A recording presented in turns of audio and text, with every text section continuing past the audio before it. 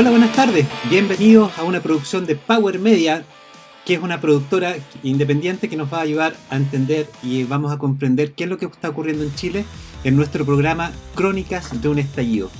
Hoy contamos con grandes invitados.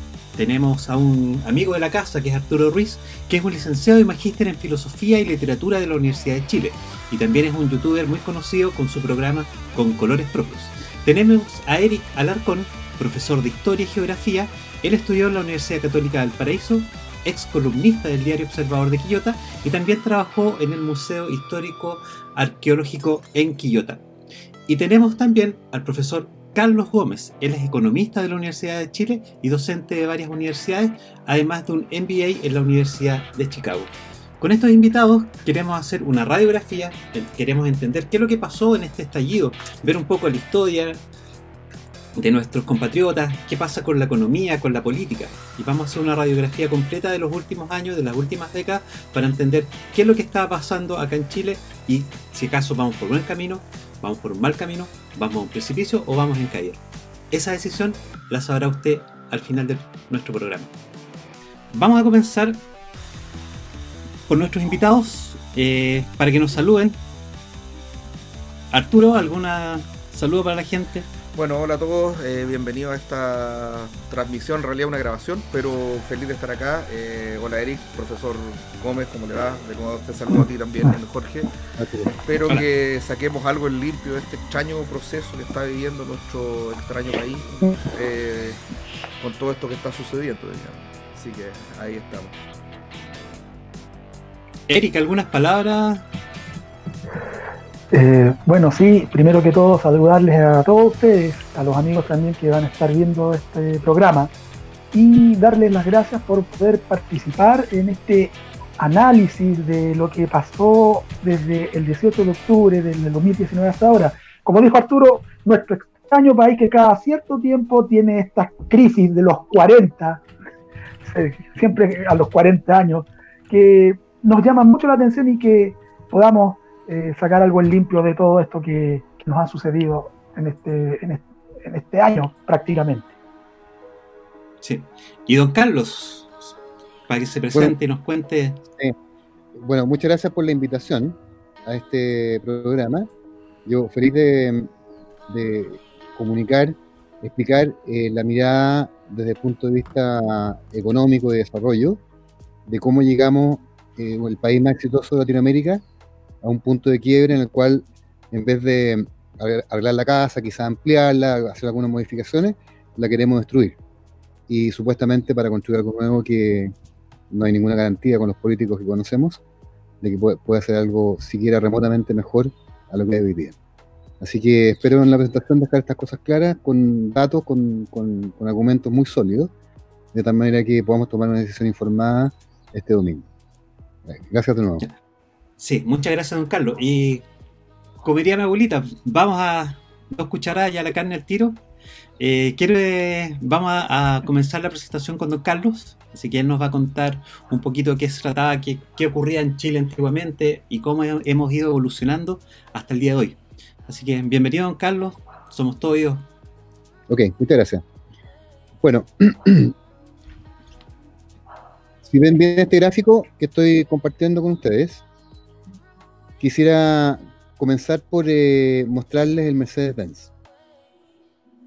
El Mercedes-Benz de hoy es un país que tiene un ingreso per cápita de $28.000.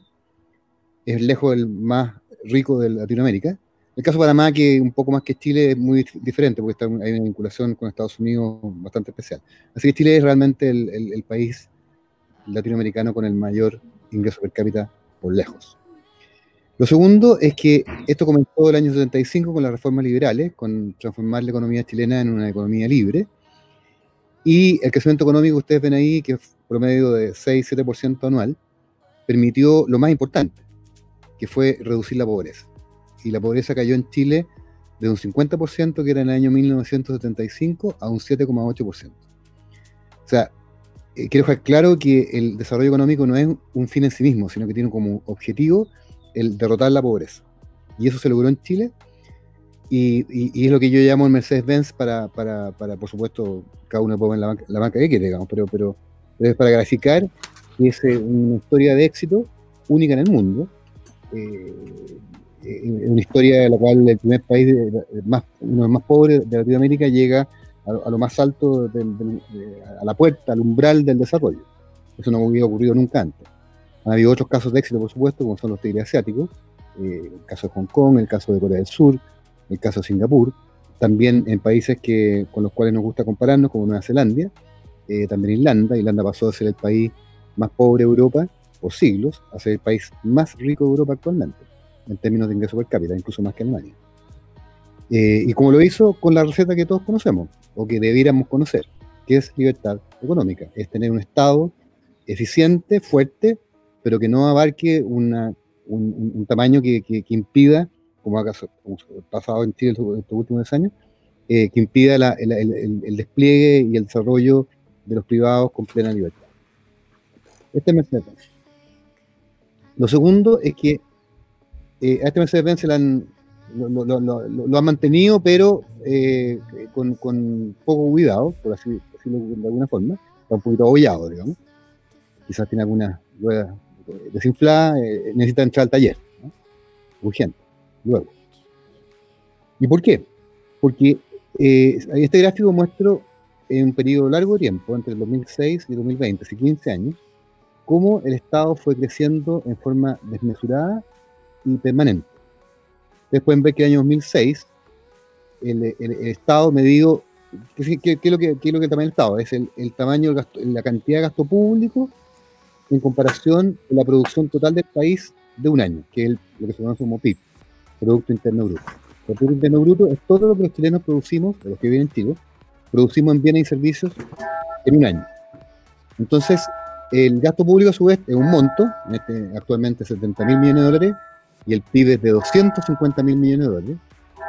Entonces, el 17,1% del 2006 significa que el gasto público, en ese momento, en ese año, hace 15 años atrás, era el 17% del total de lo producido por los chilenos y los que viven en Chile en un año. Esto aumenta en forma muy dramática, muy violenta, sube 6 puntos porcentuales, de 17 a 23,3%, el año 2009, cuando Andrés Velasco, ministro de Hacienda, de Bachelet 1, realiza la expansión fiscal más grande de la historia de Chile después del año 73, que fue de un 16,5% de aumento del Estado, del gasto público. Esto fue con la justificación de enfrentar la crisis financiera del 2009, y bueno, como siempre ocurre, y tenemos que tratar de en un futuro gobierno revertirlo, esto se sube el gasto público y nunca más se bajó. El segundo paso lo dio Piñera 1, que sube los impuestos a las empresas de 17% a 20%, que además, viniendo de un doctorado en economía de Harvard, tiene poca explicación, porque la razón que se dio era financiar la reconstrucción del país producto del terremoto del 2010. Y como todos sabemos, de sentido común, digamos, cuando hay un gasto permanente, se requiere un ingreso permanente. Pero un gasto que no es permanente, porque obviamente una vez reconstruido el terremoto ya no se vuelve a repetir, a menos que haya 8, por supuesto, pero ese de terremoto no se vuelve a repetir. Entonces bastaba con, por ejemplo, emitir bonos chilenos, del gobierno chileno en Nueva York, con acceso, en ese momento Chile tiene acceso, hasta el día de hoy, a los mercados internacionales muy potentes. Se financian en pocos segundos, y hoy hemos levantado el financiamiento suficiente para reconstruir el país. En vez de eso, se optó por aumentar los impuestos a las empresas de 17 a 20%, una variable que no se había tocado durante muchos años, y con la cual las empresas podían planificar el futuro de crecimiento, de contratación de gente, etc. Y llegamos así a Bachelet 2, que hace una reforma tributaria de locos, digamos, y dobla la apuesta. O sea, dice, bueno, si un presidente supuestamente centro-derecha subió los impuestos a las empresas, ¿por qué no yo? Que es parte de mi diario. Y no solamente lo subo, sino que como en el póker, doblo la apuesta y lo sube de 20% a 27%, además de una reforma legal muy compleja de aplicar, digamos, al día de hoy. O sea, en muy pocos años, entre el 2010 Y el 2014, 4 años, la tasa de impuesto en Chile sube de 17% a 27%. O sea, aumenta en un 60%. Este es el alza más alta del mundo. No hay ningún país del mundo que haya subido su tasa de impuesto a las empresas en 60% en 4 años. Y no solo eso, sino que ese aumento se produjo en un momento histórico del mundo en que la tendencia de los países, especialmente europeos y Estados Unidos, era exactamente la contraria. Era reducir las tasas de impuestos precisamente porque habían aprendido la lección de que la única manera de potenciar el crecimiento es permitirle a las empresas tener más utilidades que pudieran reinvertir. Hay que pensar los impuestos como el sueldo del Estado. O sea, al final, los impuestos que pagamos nosotros le estamos pagando al Estado, le estamos poniendo un sueldo para que haga ciertas cosas que nos interesan, que no podemos hacer por nosotros mismos, como por ejemplo la justicia, el orden público, la defensa nacional, etc. Entonces, cuando la tasa de impuesto aumenta, el Estado es el que se está aumentando el sueldo, y obviamente como la producción está constante, entonces, en el corto plazo, entonces lo que está ocurriendo en la práctica es que el sueldo de los privados está cayendo, el de los chilenos. Entonces, el Estado crece a costa de nosotros. Y llegamos así a la crisis de octubre, en que el Estado vuelve a crecer ahora 24%, producto de toda esta entregas, digamos, de subsidios y de planes sociales. Y la guinda de la torta es finalmente la pandemia, que lleva el gasto fiscal este año a un 28% del PIB, o sea, del Producto Interno Bruto. O sea, en 15 años prácticamente se ha duplicado el tamaño del Estado, en términos reales, como porcentaje del Producto Interno Bruto. Duplicado. O sea, toda esa duplicación le quitó espacio al sector privado para su desarrollo. Y eso lo podemos ver en la siguiente transparencia, en la cual se ve claramente el impacto. O sea, no es gratis subir los impuestos. Ahora, sí, el argumento, por supuesto, bueno, no estamos hablando de gente tonta, pero el argumento de los que hicieron esto es que supuestamente esos mayores impuestos el Estado iba a tener más ingresos, con lo cual ese ingreso iba a poder hacer mejor salud, mejor educación, mejor transporte. Lo que sabemos que no ocurrió. Y no ocurre no solamente porque el Estado chileno, en cualquier Estado del mundo, no tiene incentivos correctos para gastar bien el dinero. ¿Y con qué nos enfrentamos hoy día? Con un pésimo transporte, que antes de ser Transantiago era un transporte privado, que si bien había que mejorarlo, por supuesto, no había que destruirlo. Y funcionaba perfectamente bien en llevar a la gente en la mitad del tiempo actual a su trabajo, digamos, y las micros pasaban por donde tenían que pasar, donde estaba la demanda. Incluso tenían este sistema de GPS del momento, que eran los sapos, que le avisaban la frecuencia, los cambios de frecuencia, de manera que la demanda era perfectamente igual a la oferta, y era un servicio eficiente. Se cambió por un sistema estatal, te fijas bueno, y ese sistema privado paga impuestos, porque tenía utilidades.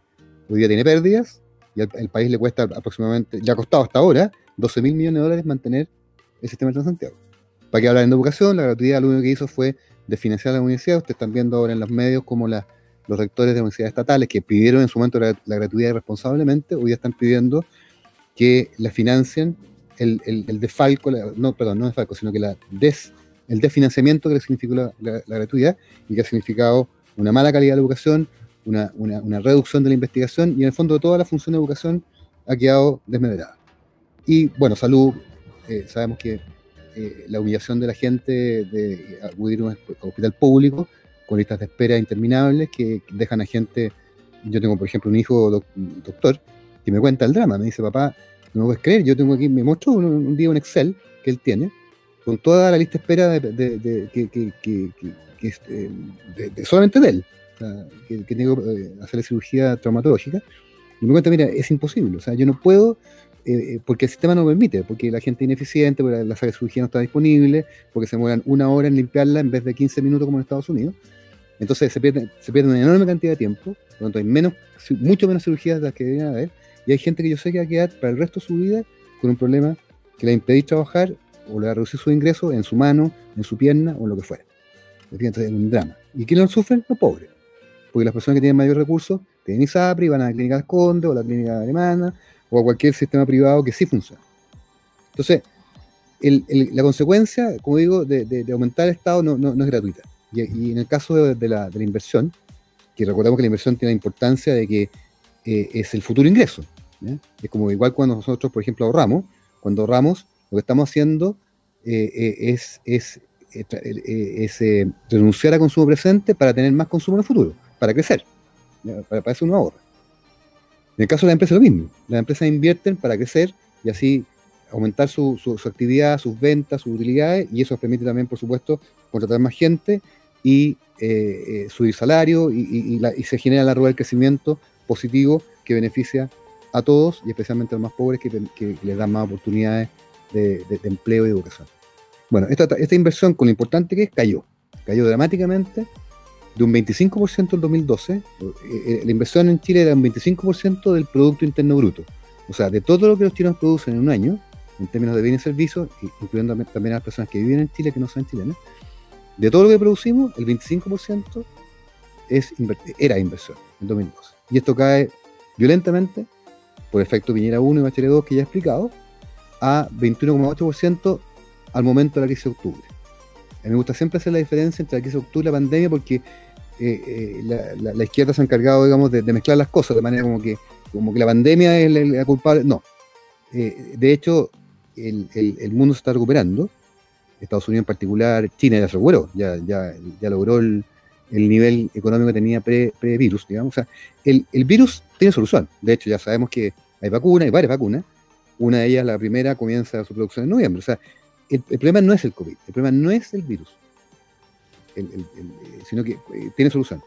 El problema de Chile es el virus de octubre, para el cual lamentablemente no hemos encontrado vacuna, bueno, a menos que este domingo gane el rechazo, que ahí sí sería la vacuna final, digamos. Bueno, entonces, la crisis de octubre lleva la inversión cae 25% a 21,8%, y bueno, con el COVID obviamente esto se agrava, y la inversión cae a 19,6%. ¿Y cuál es la consecuencia de esto? Es que el ingreso chileno por persona se estancó. ¿Ya? Hasta el momento de la crisis de octubre de 2019, llevamos 6 años en que el ingreso per cápita no creció. No creció porque el alza de impuestos impidió que las empresas invirtieran. Al no invertir, el país no creció. El PIB creció apenas 1,5%, 1,7%, lo cual tampoco alcanza a cubrir el aumento de la población. Pues, si la producción crece, si lo que nosotros producimos en un año crece al mismo ritmo que crece la población, entonces el ingreso per cápita no crece nada. Que fue exactamente lo que ocurrió en Chile en los últimos 6 años, hasta el 2019. Entonces,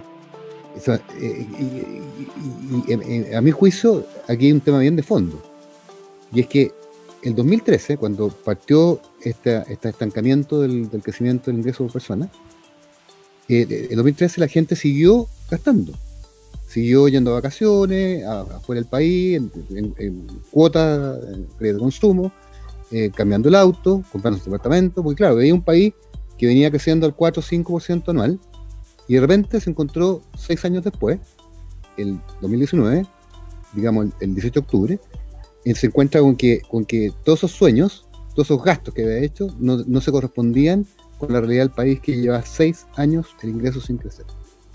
Y está ahí. Dicho al revés, si el país hubiese seguido creciendo como venía antes, al 4 o 5% anual el ingreso por persona, mi impresión es que el 16 de octubre nunca hubiera ocurrido. Porque no habría habido esa distancia entre la expectativa y la realidad. La expectativa habría sido igual a la realidad, muy similar. Por lo tanto, no habría habido razón alguna para que ocurriera en octubre. Sí, quizás habría ocurrido manifestaciones como las que conocimos en 2011 con el tema de los pingüinos, ese tipo de cosas, digamos, que pasan en todos los países del mundo, por lo demás.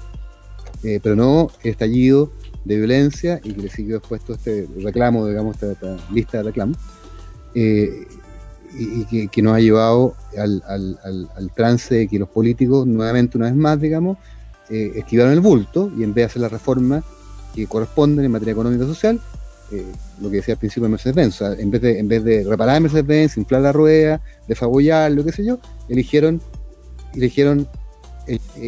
quemar el Mercedes-Benz, quemar la casa. Entonces echarle la culpa a la Constitución, que obviamente no tiene la culpa, no solamente no tiene la culpa, sino que la Constitución ha sido uno de los pilares, digamos, del éxito chileno a nivel mundial, en todos sus indicadores, como decía al principio, o sea, en salud, en educación, en vivienda, en expectativa de vida, en ingreso per cápita, en pobreza. En todos los indicadores Chile es líder en América Latina y a nivel mundial en muchos temas también. Y eso bajo una constitución generada con, bueno, no de historia, pero la actual constitución.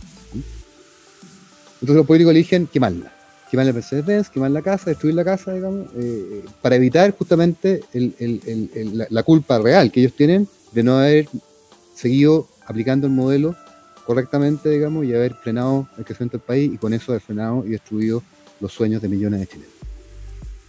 Ahora, después del 10 de octubre, y ahí viene la diferencia que yo hago entre 2019 y 2021, viene una caída fuerte, evidentemente, que es el caso del coronavirus, pero vuelvo a repetir, el coronavirus tiene solución. Lo que no tiene solución es el virus de octubre, a menos que gane el rechazo. Entonces, tenemos 10 años, hemos vuelto a 10 años atrás. Con la crisis de octubre, perdimos 6 años. Con el coronavirus, 4 años más, con lo cual tenemos hoy día ingresos por persona que teníamos en 2011. Con lo cual, el gobierno que venga va a tener una tarea titánica para recuperar, si es posible, el crecimiento, el desarrollo, el empleo, los salarios y, lo más importante, recuperar los sueños que tenían los chilenos hasta antes de octubre. Otro indicador interesante de observar, comparativo entre Estados Unidos y Chile, es los indicadores de los precios de las acciones. Pero al final el precio de la acción, ¿qué es lo que es? Es algo muy simple. El precio de una acción es un indicador del valor de las compañías que todos conocemos, que de Falabella, de todas las compañías que nos vinculamos todos los días cuando consumimos, el Home Center, lo que sea, Líder, Jumbo. O sea, nuestra vida está llena de compañías que nos prestan servicios, que a su vez estas compañías transan en bolsa, y el precio de la acción refleja la salud financiera de esa compañía, y no solamente financiera, sino también su capacidad de crecimiento, su capacidad de crear empleo, etc. Bueno, ¿qué ha pasado? Que las malas políticas públicas importan, tienen consecuencias negativas. Y aquí vemos que en Chile el nivel de precio de las acciones cayó en los últimos 10 años, consistente con todo lo que hemos mostrado en los minutos anteriores, de un nivel de 4.912 el 30 de octubre del 2010 a hoy día, que cerró en 3.739. O sea, todos los años de los últimos 10 años en Chile las acciones han caído un 2,7% promedio anual todos los años. En Estados Unidos, que no estoy diciendo que sean las mejores políticas públicas del mundo, pero sí tienen estabilidad, nadie quiere quemar la casa, ¿te fijas? Hay políticas públicas estables, las personas pueden invertir, pueden ahorrar, tienen un futuro, ¿te fijas? Tienen sueños que se pueden cumplir. En Estados Unidos una cosa que más, o sea, los inmigrantes que en Estados Unidos llegan por eso. El que llega a Estados Unidos como inmigrante no es el tipo más educado, no es el doctor, el arquitecto, no, es la gente pobre del mundo. Esa es la que llega a Estados Unidos, que corre cualquier riesgo, incluyendo la muerte, para cruzar la frontera y llegar a Estados Unidos. ¿Y por qué? Porque saben que en Estados Unidos pueden cumplir sus sueños, lo que no pueden hacer en su país de origen. ¿Se fijan? Entonces, tendrá muchos problemas, pero claramente el país en donde uno puede cumplir sus sueños. Y ahí se ve claramente en esta gráfica azul, la parte azul, como el indicador norteamericano partió hace 10 años atrás en 11.118 y hoy día cerró en 28.270. O sea, ha crecido en promedio todos los años, de los últimos 10 años, 9,8% anual. Todos los años. Ahora, lo otro interesante, un subproducto gráfico, digamos, pero lo podemos ver, y gráfica nuevamente lo estamos conversando. Si ven el gráfico azul, se dan cuenta que la B corta que está al final, o sea, ahora con el coronavirus, el mercado cayó violentamente, pero se recuperó. Y ahí se ve la B corta, es decir, Estados Unidos ya se recuperó. Sus empresas ya volvieron al nivel previrus. Pero miren el gráfico rojo, Chile. Chile no se ha recuperado. Tuvo su caída de coronavirus, pero no se recuperó. Y sigue bajando, de hecho. Se ve claramente que sigue bajando. Y es por eso. Es porque lamentablemente en Chile no es problema el coronavirus, pero sí es problema el virus de octubre. Entonces, bueno, aprovecho de comentar que yo soy gerente de la revista Economía y Sociedad, también escribo en ella. Esta revista fue fundada por José Piñera en el año 1978 pocos meses antes de ser nombrado ministro del Trabajo y posteriormente ministro de Minería, y ser uno de los artífices de la Revolución Liberal en Chile. Bueno, y en la última edición de este trimestre, octubre-diciembre de 2020, hemos publicado en la portada, porque nos parece de la mayor relevancia, este gráfico que lamentablemente al revés del cohete que presenté al principio. Y es el gráfico del PIB tendencial, como ha caído en los últimos, desde el año 93 hasta 2020. Voy a explicar qué es lo que es. Así como al principio mostré el ingreso por persona en el cohete, digamos, del año 75 hasta ahora, el PIB tendencial se refiere a la capacidad productiva potencial del país, o sea, de qué somos capaces en realidad. ¿Qué se toma en cuenta? Esto lo calculan economistas, esto es público, y el Estado, el Banco Central y el Ministerio de Hacienda usan estos datos del PIB tendencial para poder proyectar todos los gastos, el gasto público, y tomar decisiones muy importantes. Así que este número es fundamental. Representa concretamente la capacidad productiva del país, tomando en cuenta el capital disponible y tomando en cuenta el capital humano disponible. O sea, nosotros, la gente, el trabajo. ¿Sí? En economía se habla de capital y trabajo, pero es básicamente todo lo que hay de capital físico, más todo el capital humano, todos los chilenos e inmigrantes que contribuimos al producto. Entonces, el PIB tendencial es la capacidad productiva real que el país tiene. Si ustedes pueden ver ahí que en el año 93 la capacidad productiva real del país era 7,5% anual, ese es el crecimiento. El crecimiento posible de lograr en Chile el año 93 era 7,5% anual, lo cual efectivamente se concretó. En los 90 crecimos al 7, 8, 9% varios años, incluso un año se creció 12%. ¿Ya? Y esto empieza a bajar. O sea, al Mercedes-Benz lo empiezan a chocar de a poco. ¿Ya? Topón, no tan grave, baja a 6,5%. Entonces después ya un choque un poco más complicado, baja a 5% el año 2000. Después el 2004 cae a casi 4%. Siguen chocando el Mercedes-Benz. El 2008, 2009, estamos, seguimos en 4%, estamos estancados. Y finalmente el 2012 en adelante, y con todo lo que ya he explicado de las malas políticas públicas en términos de aumento de impuestos, etcétera, y crecimiento del Estado, se derrumba el PIB tendencial definitivamente, y hoy día, 2020, está en 1,2%. Entonces, claro, con 1,2% es imposible. 1,2% de crecimiento económico, como explicaba al principio, si el país, la población de Chile solamente crece entre 1 y 1,5% al año. Con un crecimiento económico de 1,2%, ni siquiera alcanzamos a cubrir el crecimiento de la población, por lo cual seguirá estancado el ingreso por persona en Chile. Entonces, el desafío aquí es gigantesco. Entonces, independientemente del coronavirus, porque repito, tiene solución, este gráfico no es coronavirus, este gráfico es de las malas políticas públicas que la mala política, los malos políticos han logrado. Entonces, revertir esto requiere de repetir una revolución, o sea, de un cambio de timón, un golpe de timón potente en términos políticos y económicos, con una nueva agenda económica muy diferente a lo que hemos visto hasta ahora en Chile, y también desde el punto de vista político, basado en la verdad, en explicarle a la gente con liderazgo cómo se alcanza el desarrollo, ¿no?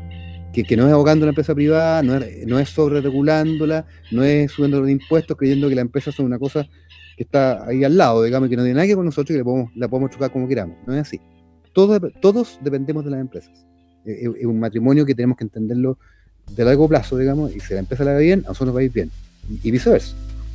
Entonces, es una mirada totalmente distinta a la que nos han culturalmente, todo esto políticamente correcto, esto de que ganar plata es malo, que el lucro es esencialmente perverso, cuando es exactamente lo contrario. O sea, el mundo se mueve en base a las utilidades.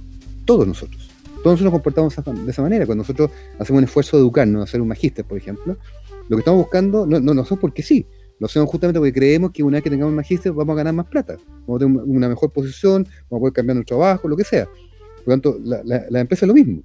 Los empresarios, los emprendedores, lo que hacen es arriesgar dinero para crear un servicio que beneficia a todo el mundo, digamos, y si eso es exitoso, entonces pueden contratar más gente, mejorar el salario y mejora todo. Entonces, es fundamental, digamos, que entendamos que toda esta cosa políticamente correcta de la demonización del lucro, digamos, es profundamente equivocado. Es mentirle a la gente. Bueno, esto es lo que quería explicar como tesis, digamos, y en concreto creo que este domingo esperaría que esto, digamos, justamente va a ayudar en la argumentación para rechazar, ¿no? Para votar rechazo, digamos, porque no es razonable, ni en ningún ámbito de la vida es razonable destruir. O sea, por ejemplo, lamentables separaciones de parejas, por ejemplo. Bueno, esto por la vuelta, hay historia, hay niños, hay temas económicos, hay temas sociales, hay temas familiares que están ahí y van a seguir ahí. Y hay que manejarlo, hay que hacer los ajustes que correspondan por la separación, lo que sea. En el caso de la constitución, es lo mismo. O sea, que el país, por supuesto, que es un Mercedes-Benz tocado, como decía recién, pero que requiere arreglo. Pero arreglo, no destruirlo, no quemarlo. Así que. Sí. Oiga, don Carlos, ¿y el Mercedes-Benz cómo lo podemos arreglar? ¿Cambiando al mecánico? ¿Cambiando al conductor? ¿Cambiando a los pasajeros? ¿Qué? No, ¿Cambiando a los pasajeros, algo? ¿Cuál es? No sé si hay una receta mágica, pero... No es magia, esto es hacer las cosas bien como ya Chile lo hizo. ¿Sí? Tampoco aquí no estamos hablando de inventar la rueda. Estamos hablando de que Chile ya demostró al mundo y a sí mismo de que las cosas se pueden hacer bien y que se puede desarrollar. Y que se puede alcanzar un umbral de desarrollo y también que se puede cruzar el umbral de desarrollo. O sea, lo sabemos. La lección la tenemos aprendida, pero clarísimamente. Hemos sido ejemplo para el mundo. Así que sabemos cómo hacerlo. Ahora, obviamente que no vamos a cambiar los pasajeros porque somos nosotros, ¿te fijas? Pero sí tenemos que cambiar de conductor. De eso no cabe ninguna duda. Tenemos que cambiar de conductor y de taller. Entonces, y que el tamaño Mercedes siga siendo el mismo y que entren demasiado extranjeros al país afecta también al PIB, me imagino. Claro, lo que yo mostré antes, que es que el estancamiento del PIB por persona, obviamente en el corto plazo afecta la inmigración descontrolada. Por ejemplo, en Europa hubo graves problemas con la inmigración de Medio Oriente, en que ingresaron aproximadamente 1 millón de personas a toda Europa. En Chile ingresaron 1,5 millones de personas en 3 años, en una población de puestos de trabajo de 9,5 millones. O sea, el 15% ingresó de una. Entonces, obviamente que tuvo un impacto en ingresos de personas fuerte. Y yo soy un gran admirador y promotor, digamos, de la inmigración. Creo que Chile ha tenido una excelente experiencia con la inmigración alemana, española, italiana, que ocurrió en su momento de manera muy planificada, programada y ordenada. Acá fue una cosa absolutamente de locos, hasta el día de hoy. Sí. Entonces, ¿me entiendes? Entonces, la inmigración es buena, pero como todas las cosas en este mundo, todo lo que es exagerado es malo. Y aquí fue una inmigración completamente descontrolada. Sí. Y hablando de todo esto de la... Sí. Y hablando de todo esto de las personas, de la sociedad, Eric, yo creo que también tiene algo que comentarnos desde su punto de vista, desde su experiencia, sus estudios. Así que, ¿qué nos podrías comentar de todo lo que nos habló acá don Carlos y nos comentó? Mira, bueno, yo creo que aquí lo que comenta Carlos es muy importante con respecto a cómo el país ha llevado un desarrollo económico que nos lleva de un estatismo ancestral, podríamos decir, a un exitoso intento serio de liberalismo, de este estatismo propiamente tal, que nos llevó a una crisis primero institucional, que fue la de 1973, y también a una crisis social. Entonces, todos estos cambios que nosotros hemos visto en estos últimos 30 años han sido el paso del Mercedes-Benz por una carretera que ha ido modificándose, que tiene ciertas curvas, ciertos desvíos, pero que se mantiene. Entonces, en ese respecto, yo quería tomar la pregunta que le hacías tú a Carlos sobre qué hay que cambiar, el mecánico, el pasajero. En realidad, tanto el mecánico como el pasajero tienen que cambiar. Primero, porque el mecánico tiene una mentalidad de que si le queda alguna fallita al auto, usted tiene que traer y arreglarlo, ¿cierto? Pero el pasajero también. Yo comparo esta situación como el conductor que va a los piques. No quiere el auto. Si choca el auto, no importa. Pero el buen conductor va a cuidar su auto, lo va a arreglar, lo va a mantener. Entonces, ¿qué es lo que nos ha faltado a nosotros? Un cambio de mentalidad. porque a pesar de todos estos índices económicos que han sido exitosos, tenemos un serio problema de mentalidad histórica en que somos muy dependientes del Estado.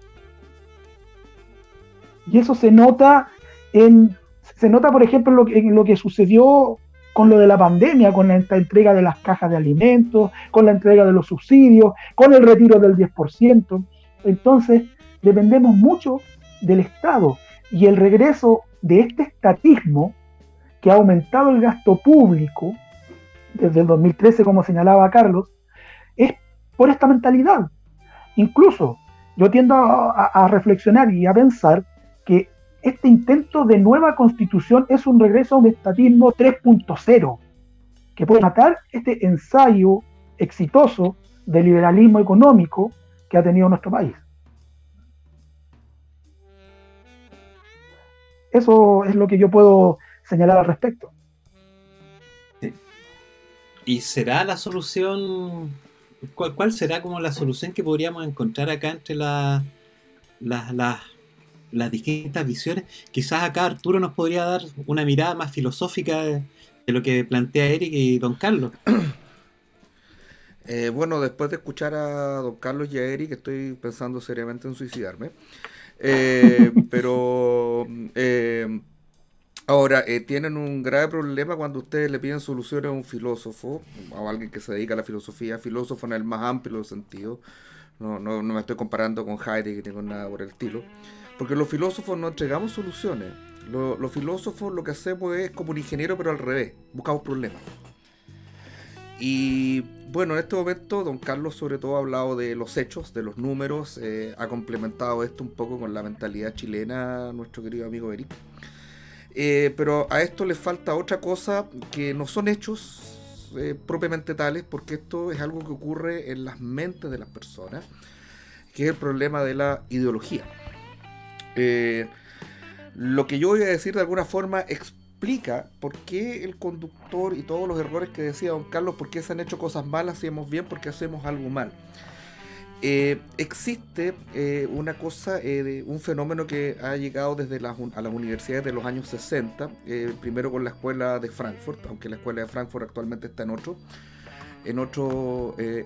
¿cómo llamarlo? En otro pie, que es el tema de la escuela de Frankfurt. Ellos escaparon de Alemania, de Frankfurt, con el auge de la ideología alemana, aquella que no se puede mencionar en YouTube, y se fueron a Estados Unidos, y en Estados Unidos ellos se dan cuenta de que el capitalismo funciona, y que el capitalismo funciona bien, y que por tanto esta revolución que ellos querían que se hiciera la clase obrera no la va a hacer la clase obrera. Entonces ellos consideran que quienes deben hacer esta revolución es la clase intelectual, y comienzan a educar en este sentido. Y ahí aparece un hombre que se llama Herbert Marcuse, que escribe un libro que se llama El hombre unidimensional en los años 60. Y este caballero convence al norteamericano de que está oprimido en una época en que el norteamericano estaba muy bien. Estamos hablando del baby boom, la época del baby boom. La gente baby boomers, la generación de don Carlos, por ejemplo, que le llaman boomers, se llaman baby boom, porque cuando llegó la gente de vuelta de la Segunda Guerra Mundial, los soldados, los veteranos volvieron a la casa, y lo único que quería era formar familia. Entonces hubo un boom, creció la población, y esa guaguita en Estados Unidos son la gente que ahora tiene a don Carlos más o menos. Y la gente estaba bien, estaba la industria automotriz funcionando, todas las cosas eran made in USA y todo eso. Sin embargo, este señor Marcuse convence a la gente de que está mal, o sea, no a la gente, sino a los intelectuales. Curiosamente, este señor Marcuse al poco tiempo se da cuenta que él mismo está equivocado. La escuela de Frankfurt empieza a tomar otro derrotero, y la escuela de Frankfurt termina con un señor que se llama Jürgen Habermas, quien en teoría crítica de la opinión pública y en la teoría de la acción comunicativa, en un momento dado dice que él se ha dado cuenta de que el socialismo no funciona. Esto es súper importante porque él es un filósofo marxista, y él, para llegar a estas conclusiones, utiliza los instrumentos de análisis del propio marxismo. O sea, él no sin salirse del marxismo y de la escuela de Frankfurt, que la escuela de Frankfurt es una mezcla de marxismo con psicoanálisis, él dice en realidad el socialismo no funciona. De ahí en adelante este señor Jürgen Habermas se transforma en un filósofo de derecha, marxista, una cosa muy extraña. Y más o menos por en esta misma época está cayendo la Unión Soviética. Se les cae la escuela de Frankfurt, que era como lo más elaborado que tenía el marxismo. Se les cae la Unión Soviética. Entonces esta gente dice, ¿a dónde miramos? Y aparece un caballero, o sea, él ya se había muerto, pero hay un caballero que se llamaba Michel Foucault, que había generado una escuela entre los que están François Lyotard, Jacques Derrida, digamos. Y esta filosofía es llamada una filosofía de la posmodernidad. El que le pone el nombre a esta filosofía es François Lyotard, en un libro que se llama La condición posmoderna. En este libro él lo que dice es que se acabaron los grandes relatos o metarrelatos, esto es relatos que lo explican todo. Estos grandes relatos son el relato cristiano, el relato socialista y el relato capitalista. Dice que eso se acabó, ya no hay grandes relatos, lo cual no es cierto. Y el caso es que de alguna manera lo que hace Michel Foucault es buscar lo que se llama la microfísica del poder en libros como el libro se llama La microfísica del poder, Vigilar y castigar, y otros libros como La historia de la locura.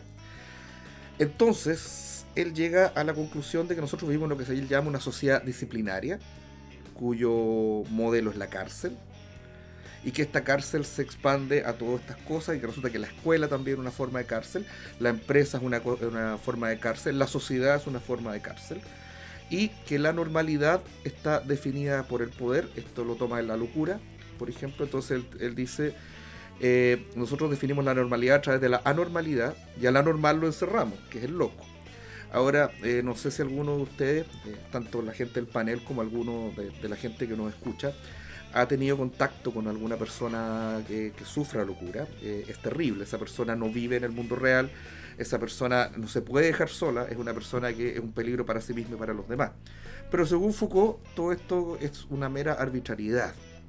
Entonces lo que hace Foucault es como, así como estaba hablando don Carlos del Mercedes-Benz, él te dice, no, tú no estás en un Mercedes-Benz, tú estás en una cárcel. Y el Mercedes-Benz te oprime. Y de lo que se trata es de esta dialéctica de la lucha de clases que estaba en el marxismo, que eso es marxismo, dialéctica de lucha de clases, se traslada a estas microdialécticas que están en todos los aspectos de la vida social, en la que todo está dado por el poder. El ejemplo más común, el poder pastoral. El médico, cuando tú vas donde el médico y te confiesas, le dices todo. ¿Por qué? Porque el médico lleva una bata blanca, porque el médico lleva un fonendo. Una vez me dijeron que era estetoscopio, no, fonendo, pero bueno, me corrigieron alguna vez, fonendo. Entonces, fonendo, ya el fonendo, toda esa cosa. Pero estos son como los símbolos del poder del médico, dice él. Es como la sotana y la cruz del sacerdote de la Edad Media. O sea, lo que es el conocimiento médico, lo que es la ciencia, lo que es la verdad, no existe. Esto lleva a un relativismo extremo. Y esto es lo que en Chile se ha estado enseñando en las universidades, al menos a partir de los 90. Yo recuerdo cuando yo estaba entre el año 95 a estudiar filosofía, después de que dejé derecho porque descubrí que en la metafísica estaba la plata. Y bueno, entré ahí, y en ese tiempo la Universidad de Chile, donde estudié, era heideggeriana. Heidegger era una filosofía seria, no vamos a hablar de Heidegger aquí, es bastante compleja, pero ya estaba surgiendo esta cosa Foucaultiana, que Foucault.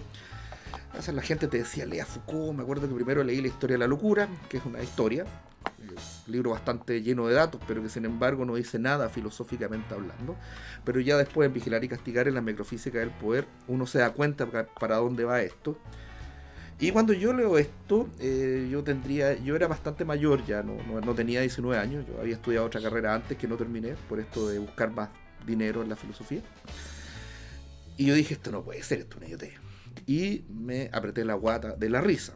Al mismo tiempo, basado en estas teorías postmodernas, aparece el feminismo interseccional, de una chica que se llama Catherine Crenshaw, que esto es un paper, por si acaso no hay un libro, y que se desarrolla, eso sí, en un libro que se llama El género en disputa, de una dama, que si ustedes ven la foto de ella hay que verla muy bien porque parece un caballero, pero es una dama, que se llama Judith Butler.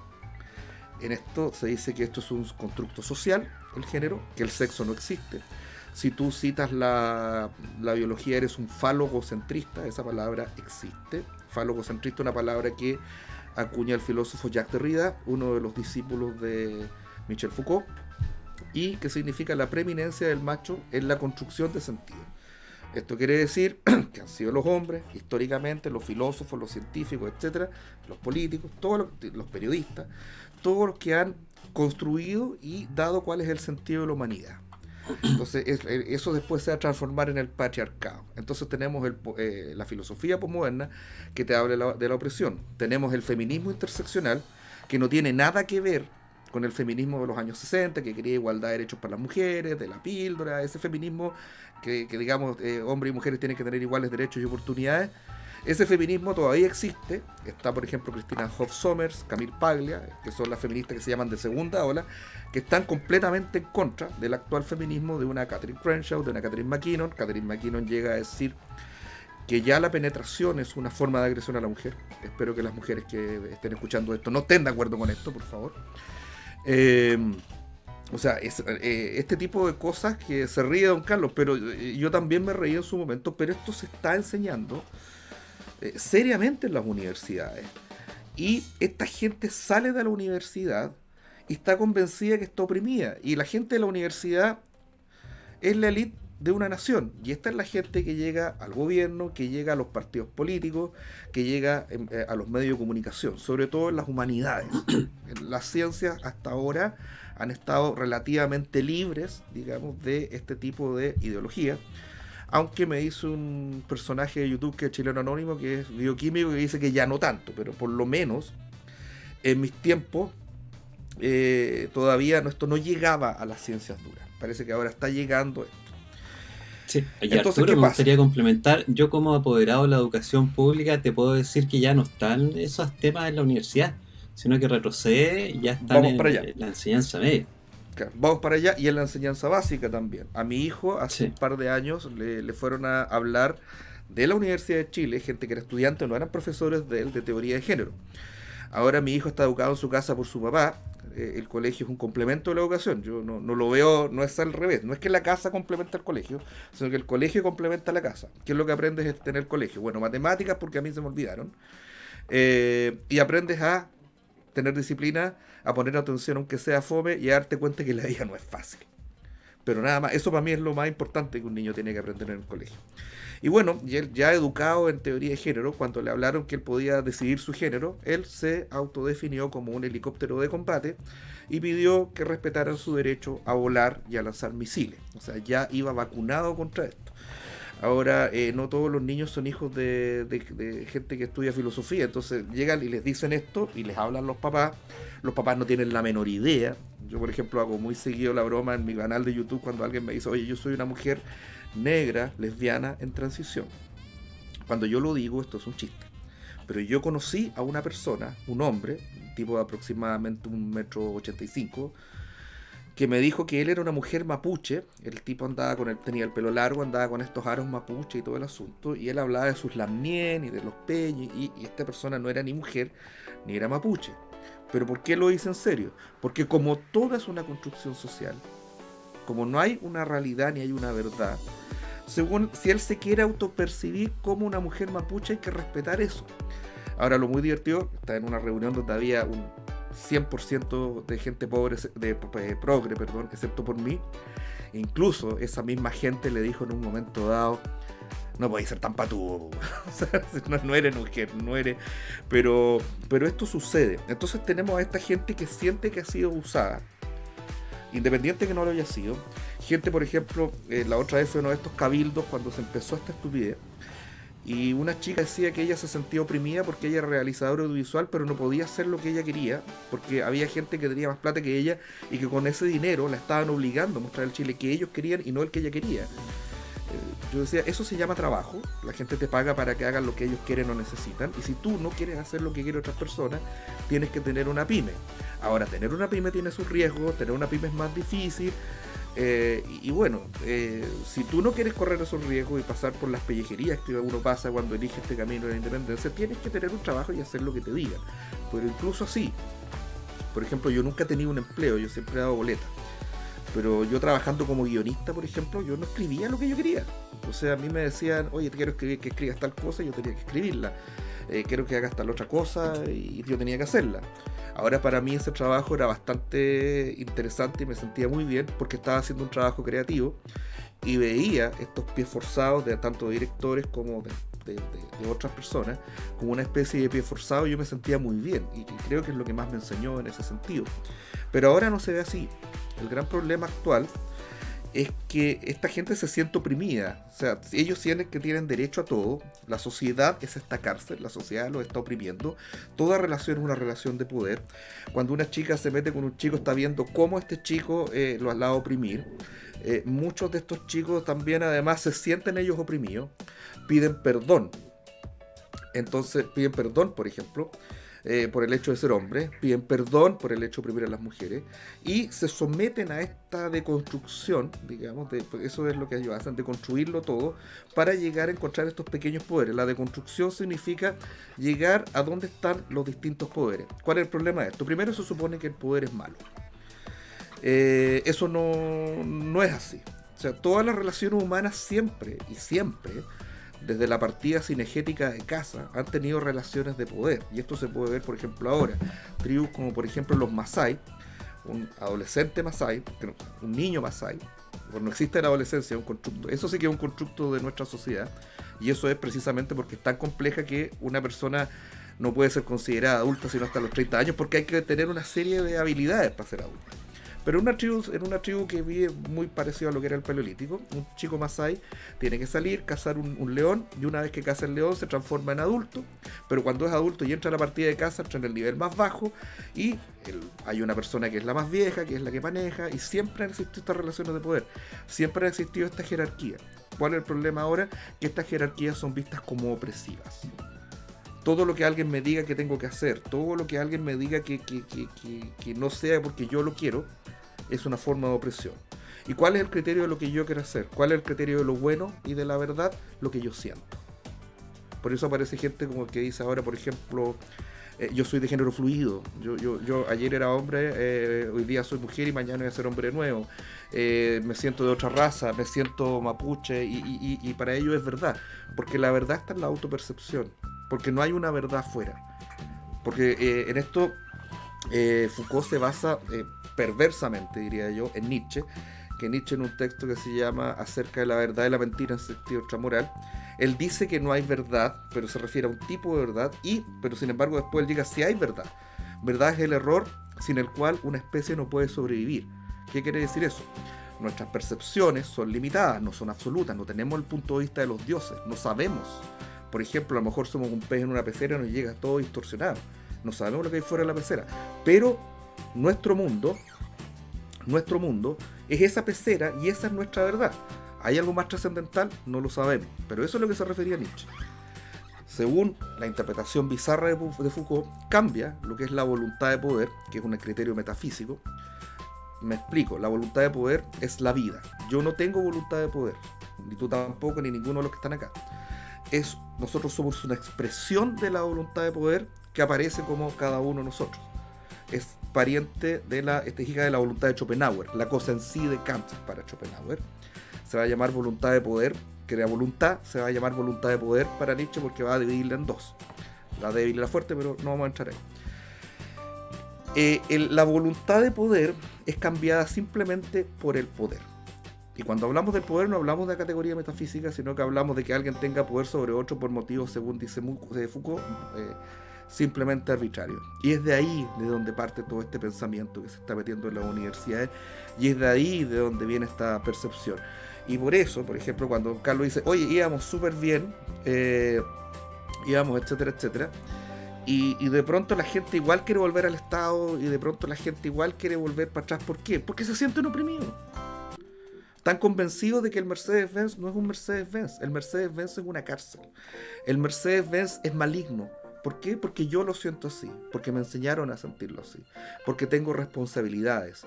Porque tengo ciertos deberes. Y eso, de alguna manera, es lo que nos lleva al ¿cuánto se llama? Al estallido social. Este no es un Mercedes, esto es una cárcel. Por tanto, este Mercedes, que era Chile, que va creciendo y toda la cuestión, tengo que destruirlo, tengo que quemarlo porque es maligno, porque me oprime. Ahora, ¿qué hay que poner? Si ellos van a destruir el Mercedes, vamos a construir otro auto, y aquí está el grave problema. La filosofía de la posmodernidad no es coherente. ¿Ya? O sea, por ejemplo, una feminista interseccional te va a decir: yo soy una mujer tan capaz como el hombre, por tanto, necesito cuotas especiales para llegar a tener los mismos derechos que los hombres. Entonces, ¿pero por qué si eres tan capaz como un hombre no puedes competir como compiten los hombres? Me estás oprimiendo. No es coherente. El marxismo antiguo al menos era coherente en sí mismo, no era coherente con la realidad. Los porfiados hechos lo vencieron. Pero esta filosofía nueva, que algunos llaman marxismo cultural, tesis con la que estoy bastante en contra, porque no es marxismo, excepto por la estrategia gramsciana de lograr la hegemonía cultural con esta ideología. Eso sí es marxista, pero el contenido no lo es. Y con esta tesis no es ni siquiera coherente y no busca coherencia. De alguna forma, y esto puede ser explicado de alguna manera, cuando se quema un edificio, parece que hay gente que no sabe que los edificios hay que construirlos, y que para construirlos se necesitan trabajadores, pero también se necesita una empresa. No es que se junten trabajadores y porque sí van a construir un edificio, por muy buenos que sean, hay que comprar materiales. Los materiales los producen otras empresas, alguien tiene que comprar los materiales, tiene que organizar esto, hay que pagarles un sueldo, etcétera, etcétera. Ellos creen que todo eso es una forma de opresión. Y eso es la causa interna, digamos, que explica los números de alguna manera que nos muestra el profesor Carlos Gómez, porque uno dice: sí, esto es lo que ocurre, estos son los hechos, pero ¿qué hay detrás de los hechos? Es este tipo de ideología que es lo que está detrás. Eso es lo que yo puedo aportar. Don Carlos nos habló de un Mercedes, dijo que había que ajustarlo, mantenerlo, pero tú nos hablaste de los pasajeros atrás, y más que pasajeros parece un zoológico de repente, ¿ah? Con la cantidad, el abanico de alternativas que podamos encontrar, y me gustaría escuchar qué nos puede decir Eric con respecto a algunos datos históricos, qué podría complementar él con respecto a la teoría del Mercedes. Parece que nos quedamos con la teoría del Mercedes, así que sigamos con el Mercedes. Sí, nos quedamos con esta teoría. Lo principal, yo quiero retomar una cosa que dijo Arturo, muy importante. Ayer, justamente, aparecía en varios portales de noticias chilenos una nota del Wall Street Journal en que decía que Chile estaba cometiendo un suicidio político desde el punto de vista del adoctrinamiento que se estaba dando en las universidades del país. Y en una de estas cosas que yo he visto y lo he conversado con otros, es el asunto de cómo se utiliza el discurso histórico para complementar esta visión de opresión, esta visión de relaciones de poder, y cómo la memoria forma parte también de buscar resarcir una supuesta opresión en el pasado que puede estarse repitiendo según ellos en el presente. Entonces aquí hay una discusión tremenda con respecto a que si la historia de nuestro país es opresiva o nos estamos librando de una opresión mental que lamentablemente nos ha llevado a la enajenación. Aquí en Chile, por lo pronto, que es algo que comparte toda Hispanoamérica, es un problema que ya lleva más de 200 años, no es una cuestión solamente de 30 años atrás, es una cuestión que parte principalmente de lo que es la génesis de nuestra nación, es que tenemos una mentalidad tan infantil desde un punto de vista social, desde un punto de vista político, que cuando llegan todos estos discursos ideológicos es un campo fértil para que los discursos victimistas, los discursos confrontacionales y los discursos violentistas encuentren un caldo de cultivo excelente. ¿Por qué? Porque venimos con un resentimiento atávico, que este resentimiento es el del mestizo. Este resentimiento del mestizo que no se siente parte ni del padre español, no se siente parte ni de la madre originaria, como se dice ahora, indígena, como decíamos nosotros también. Entonces, no pertenece a ninguno de estos dos espectros, a ninguno de estos dos grupos. Por lo tanto, hay un cierto tipo de desapego a lo que se está haciendo. Y este desapego se va a manifestar principalmente cuando se construya el país después del proceso de independencia, cuando este mismo proceso a la mayoría no le interesaba, y era un proceso principalmente de las élites que querían ver cuál era la situación en la cual podían estar dentro del imperio. Y esta mentalidad se fue expandiendo, o podríamos decir, se fue dando también en otros ámbitos de la vida nacional, no tan solo en la política, sino que también en las relaciones sociales, en la economía. Por eso llegamos a este punto en que la economía es mala, la economía es muy seca, la economía es, podríamos decir, árida en cuanto a reflejar realidades sociales. Pero si a las personas le explicáramos la economía en términos que pudieran entender, como decía Carlos, tal vez no habría ocurrido este 18 de octubre de 2019. Pero con esta mentalidad de opresión, de violencia, en que todo es una cárcel, anécdota, en Limache, en la entrada de Limache, en la avenida Eastman, dice, el capitalismo es una cárcel salvaje.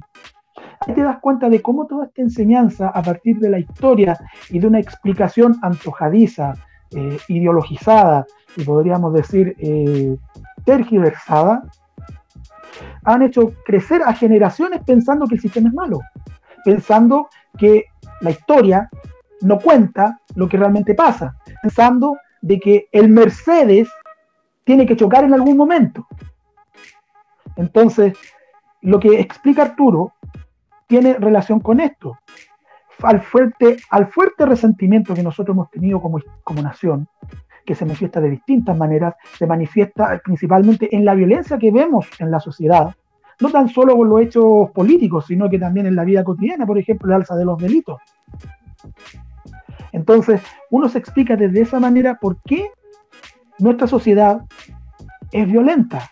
Nuestra sociedad tiene un alto nivel de resentimiento que cualquier discurso lo va a tomar, lo va a aprovechar, lo va a explotar y lo va a desencadenar con una fuerza inusitada. Para muchos de nosotros, esta violencia que ocurrió a partir del 18 de octubre del año pasado fue inusitada.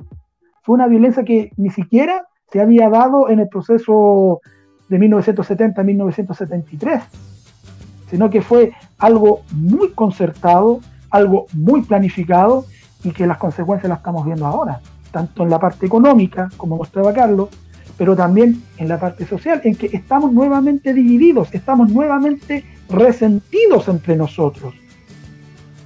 Y esto también es porque los políticos se han aprovechado de este resentimiento, se han aprovechado de esta problemática mental que tiene nuestra sociedad. La conocen muy bien.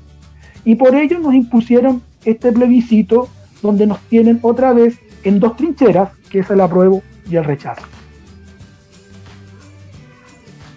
Y acá la verdad que uno como que siempre quiere buscar a quizá algún responsable o dónde estuvo el error.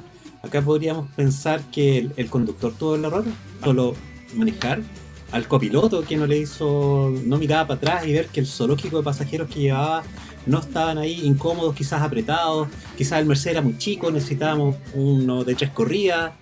Entonces, ¿qué no se hizo para no haber llegado a este punto que fue tan delicado, tan fuerte para el pyme, para las familias, para las personas que viven en la zona cero? Entonces, ¿cuál es el detalle que se escapó acá?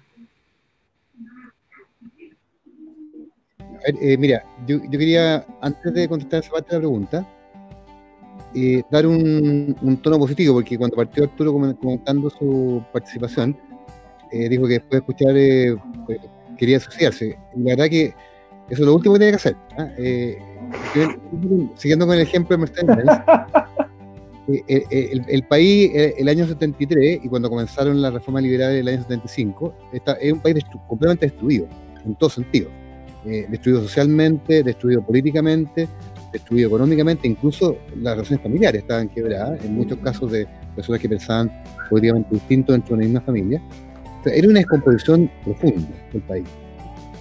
Y era un país que, si seguimos con el ejemplo del auto, que no apenas daba citroneras, ¿te fijas? Teníamos un ingreso per cápita de $4.000 y teníamos más de la mitad de los chilenos en la pobreza, en extrema pobreza. Entonces, cuando estamos enfrentando los problemas que han descrito Arturo y Eric, hoy en el 2020, 40 años después, nos encontramos con un ingreso per cápita de $28.000, se multiplicó por 7, ¿ya? Y una pobreza que cayó dramáticamente del 50% al 8%. Entonces, otro país, es diferente, ¿ya? El punto de partida es muy distinto. Entonces, lo que quiero decir es que, sin duda, esto requiere un cambio de timón político. O sea, concretamente, sí, un cambio conductor. No cabe ninguna duda. Y ese cambio conductor ya no es conductor de la citrola, como Mercedes, que está con choque, está abollado, hay que instalar los neumáticos de nuevo, hay que hacer la esto. Aquí cosa hay que hacerlo. Y también dentro de la nota positiva. Y es que, partiendo de un estatus que no teníamos en el año 75, podemos pensar, por ejemplo, hoy día, tomemos el caso de la educación. La educación, y gracias al coronavirus que ha quedado absolutamente demostrado, hay una tecnología afuera en el mundo disponible para ser usada de manera muy rápida y muy eficiente, de modo de elevar el nivel educativo en Chile. Concretamente, yo hago clases en la universidad, así conozco el tema bastante bien. Yo no sé si ustedes saben, pero hace ya 10 años existen plataformas digitales disponibles en internet gratuitas.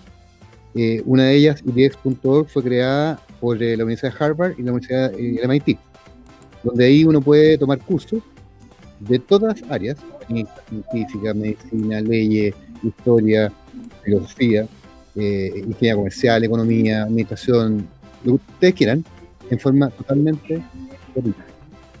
Gracias.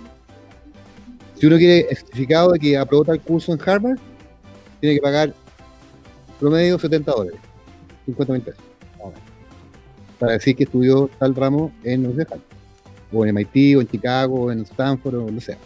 Son las mejores universidades del mundo. O sea, estamos hablando de una cuestión, bueno, no requiere acreditación. También hay magísteres. Uno puede estudiar magíster lo que quiera, se fija por valores absolutamente ridículos. Entonces, uno podría pensar, por ejemplo, en que hoy día es perfectamente posible en Chile, y en cualquier país del mundo en realidad, que un alumno, en vez de inscribirse en una universidad específica, elija tomar ciertos ramos, por ejemplo, emprendimiento en los 12 años, porque son expertos en emprendimiento, marketing en la desarrollo, porque son expertos en emprendimiento máquina. O sea, uno se arma un currículum dependiendo de la especialidad de cada universidad. No todas las universidades son iguales, no todas son buenas en todo, es imposible. Hoy día la tecnología permite sacar lo mejor de cada uno. Lo siguiente, hoy día el costo de la educación en Chile es, y yo entiendo que hayan reclamos llamados ahora sociales, el costo de la educación en Chile es gigantesco. Yo tengo 6 hijos, así que conozco el tema bastante bien, todavía tengo 2 en la universidad, así que estoy en plena producción aún. Y bueno, y cada hijo en Chile cuesta al año la universidad 5 millones de pesos, entre 4 y 5 millones. Eso es lo que cuesta en Chile. Y eso multiplicado por 5 o 6 años de educación, estamos hablando de 25 o 30 millones de pesos por niño. Si usted compara eso con lo que cuesta, por ejemplo, un college de solamente 4 años en Estados Unidos, con buena calidad, es casi la mitad del costo en Estados Unidos. O sea, es más caro en Chile que en Estados Unidos. Es impresionante, ¿no? Entonces, ¿qué puede hacer uno pensando en este Mercedes-Benz que hay que arreglarlo con un piloto nuevo? Entonces, el piloto de educación, tema de educación. Entonces, si llegamos a ganar la presidencial, yo a las 9 de la mañana, el día siguiente, el 12 de marzo del 2022, lo primero que haría es que fuera legal en Chile que cualquier persona pudiera tomar cursos o incluso programas completos en universidades del más alto nivel mundial, en esta plataforma de internet, sin moverse de su casa, a un costo infinitamente inferior. O sea, les cuento una anécdota con un hijo mío que tenía problemas con un ramo de microeconomía en la universidad, y le dije, bueno, antes de tomarlo por segunda vez, tómalo en el MIT. No, estás loco. Bueno, le mostré. Entonces, en el MIT el ramo costaba cero. Ahora, si él tenía que mostrar que aprobó el ramo en MIT de microeconomía, tiene que pagar $45. En ese caso, o sea, 30.000 pesos. Lo que cuesta un carrete, o 2 carretes. Increíble, ¿no? Bueno, entonces, uno puede tomar ramos afuera, puede incluso hacer programas a un costo, como digo, 10% o menos de lo que cuesta en Chile educar en la universidad. Y esto genera competencia, no es que las universidades chilenas se vayan a acabar, no, al contrario. Pero se van a focalizar en lo que sí saben hacer bien, te fijas, y va a haber competencia. Entonces uno va a poder elegir si se inscribe en una universidad tal, con 5 millones de pesos, o toma todo este programa afuera al 10% del costo. Entonces le facilitamos la vida a todos los chilenos y además abrimos oportunidades que hoy día no están para mucha gente que sí podría estudiar. Eso, por ejemplo, en educación.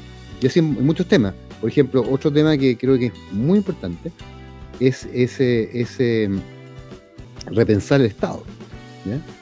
Yo les mostré el incremento de gasto público. Bueno, bajar los impuestos, generar un espacio. O sea, bajar los impuestos significa bajar el sueldo del Estado para subirse a los privados, de tal manera que los privados puedan invertir y crecer por su cuenta sin esta dependencia del Estado. para aumentar la inversión y todo.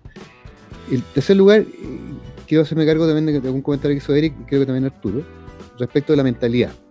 Efectivamente, y hay en este sentido una tesis muy interesante de un historiador chileno, que si existiera primero en la historia se lo habría ganado, que es Claudio Delis, que él viene de un origen de centro-izquierda. Bueno, hoy día es profesor emérito de la Universidad de Boston, de la Universidad de Melbourne, un tipo de alto vuelo a nivel mundial. Y él tiene una tesis muy interesante, y es que él dice, Latinoamérica tuvo lamentablemente la madre equivocada. Tuvo en España, te fijas, una España que él le llama el erizo, esta cosa totalizante, o sea, muy dictatorial, muy estatista. Los reyes de España definían hasta el largo una cuadra, digamos, y qué es lo que tendría que haber en la plaza principal desde su escritorio en el Escorial, sin haber visitado nunca América. Entonces a nosotros nos inculcaron por 500 años, el estatismo. Y eso lo compara con los ingleses, que dominaron el mundo, el Imperio Británico. Inglaterra es la madre de la libertad política, a través de John Locke y una serie de filósofos, y de la libertad económica, a través de Adam Smith y otros economistas. Entonces, Inglaterra inventa la libertad política, inventa la libertad económica, y traspasa eso a los países más exitosos del mundo. Australia, Estados Unidos, de luego, Estados Unidos, hija de Inglaterra, Canadá, Nueva Zelanda, Sudáfrica, India, China, Hong Kong, Singapur. O sea, donde uno mire que quedó la semilla inglesa, fructificó en el sentido del desarrollo y el progreso de la cultura, etc. Entonces, Latinoamérica tiene ese problema. Latinoamérica tiene un problema, tiene una contra de una mentalidad tremendamente estatista dependiente del Estado. Otro ejemplo, todos los días veo Mercurio, las cartas del director, son todos reclamos. Todos reclamos, y al final de la carta dice, y el Estado debería, y el gobierno debería, pero nadie dice, yo voy a hacer esto. Y tomarla, ¿te fijas? Bueno, tenemos que luchar contra eso. Pero eso no es impedimento. Chile ya demostró que es posible vencer al estatismo. Con lo cual eso no es una disculpa, digamos, ¿no? Bueno, y finalmente que creo que debemos mirar muy positivamente hacia el futuro, porque este Mercedes-Benz está. O sea, los pilares del desarrollo en Chile están, y están muy bien. Por mencionar algunos, el derecho de propiedad minero está sólidamente constituido, lo cual permite pensar que la inversión en minería va a seguir creciendo. Le hemos tenido la más alta de la historia, 150.000 millones de dólares en los últimos 30 años. Todo lo que tiene que ver con las pensiones, en general todo el aparato, digamos, que sustenta el Mercedes, está, ¿ya? Está. Y tenemos que defenderlo. Entonces, al final del día, yo creo que esto implica, para que se concrete este resurgimiento, digamos, y finalmente cruzar el desarrollo y demostrarle al mundo que aunque vengamos de España, digamos, podemos lograr el desarrollo, se requiere un nuevo líder. Un nuevo líder que diga la verdad, que elimine todo el cuento de lo políticamente correcto que comentaban Eric y Arturo. Te fijas, toda esta mentalidad cultural que se ha dominado en las universidades, los medios de prensa, y en general toda esta anticultura, digamos, de que es malo el lucro, bueno, todo lo que están conversando. Un nuevo líder, un líder que explique las cosas con claridad y que diga la verdad, que para poder progresar, para poder soñar de nuevo, hay que trabajar, hay que invertir, hay que ahorrar, hay que desear mejorar, lo cual implica que las empresas tengan utilidades, que puedan, por tanto, crecer, y también aquí es un punto relevante, y también que se habla mucho, por ejemplo, de empresas grandes y las pymes, ¿ya?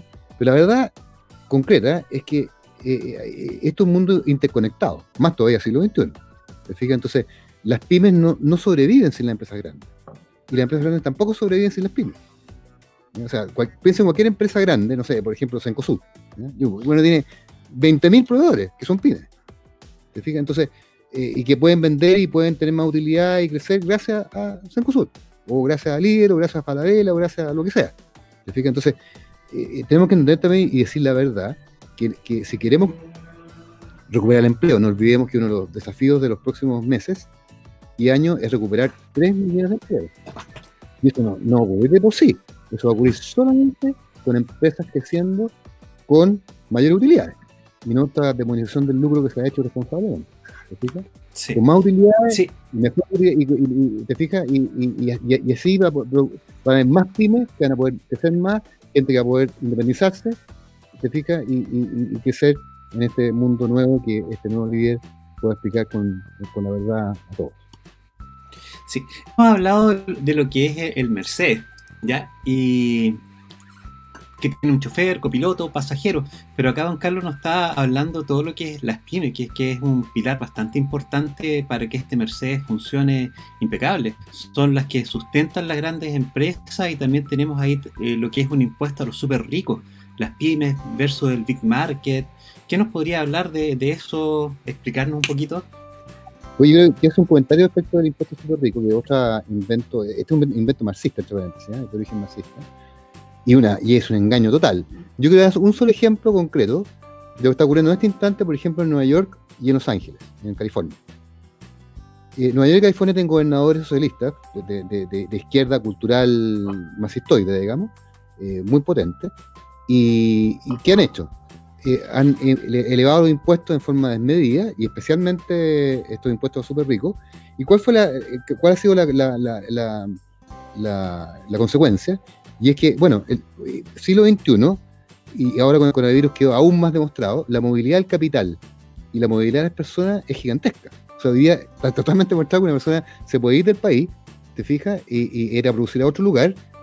Por ejemplo, en este momento Uruguay está diseñando una política público de bajar los impuestos incluso a cero para todos los que quieran irse a vivir a Uruguay de cualquier parte del mundo. Justamente para que ellos produzcan ahí, crezcan, impuestos cero. O sea, todo lo contrario del discurso chileno marxista, digamos, de los súper ricos. Bueno, y en Nueva York y en California, ¿qué ha pasado? Los súper ricos se fueron. Evidente. Se fueron, y con el coronavirus más todavía. ¿Te fijas?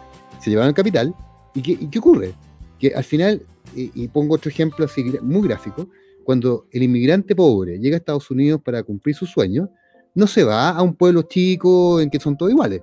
No, se va a los lugares en los cuales es difícil surgir, pero donde están las oportunidades, que son Chicago, Nueva York, California, ¿te fijas? Se va a lo más desigual. Busca la desigualdad, porque ahí precisamente están las oportunidades para cumplir el sueño. Porque es súper rico, te fijas, tiene empresas, invierte. Pensemos, por ejemplo, Steve Jobs, Elon Musk, Bill Gates. O sea, imagínense un mundo sin ellos. Un mundo sin súper rico es imposible. No tendríamos siglo XXI como lo conocemos, sin esos avances tecnológicos que lo hicieron hoy día súper ricos. En ese momento no lo eran. Te fijas, en ese momento partieron en un garage y se transformaron súper ricos porque agregaron una enorme cantidad de valor al mundo. ¿Te fijas? Entonces, demonizar el lucro, demonizar a súper ricos es la receta equivocada. ¿Te fijas? Bueno, lo que ha estado ocurriendo también en Argentina estas últimas semanas, estos últimos meses, empresas. Exacto. Los argentinos se fueron. Y entonces, al final te queda un capital humano disminuido, personas que las menos, o sea, al final lo que pasa, yo llamo súper rico superproductivo, porque es rico, no es rico porque sí, sino porque produce, porque bueno, pensemos en Steve Jobs, entonces esos se van el capital humano, y por tanto queda el súper pobre, por así llamarlo, menos productivo, y entra en una situación absolutamente de mediocridad, que no tiene salida. O sea, Argentina, lamentablemente, es un país, y por eso que quiero este domingo votar rechazo para no caer en una argentinización. Es un país que fue número 1 del mundo, número 1 a comienzos del siglo XX. Hasta que llegó Perón con su estatismo, socialismo, y destruyó el país. Y nunca más se recuperó. ¿Te fijas? Entonces tenemos que tratar de evitar llegar a ese punto. Sí. ¿Y cómo podríamos hacer cambiar la mentalidad de las personas de sacar ese demonio de los súper ricos, de los súper impuestos? ¿Cómo podríamos cambiar la mentalidad ahí? Decir que quizás Uruguay en unos años más va a ser va a crecer en todo sentido, y los países que estamos cercanos a ellos, porque vamos a ir a un precipicio, algunos ya van cayendo, pero hay otros que estamos acercándonos a un borde. Estamos a tiempo todavía del Mercedes de doblar o seguir derecho.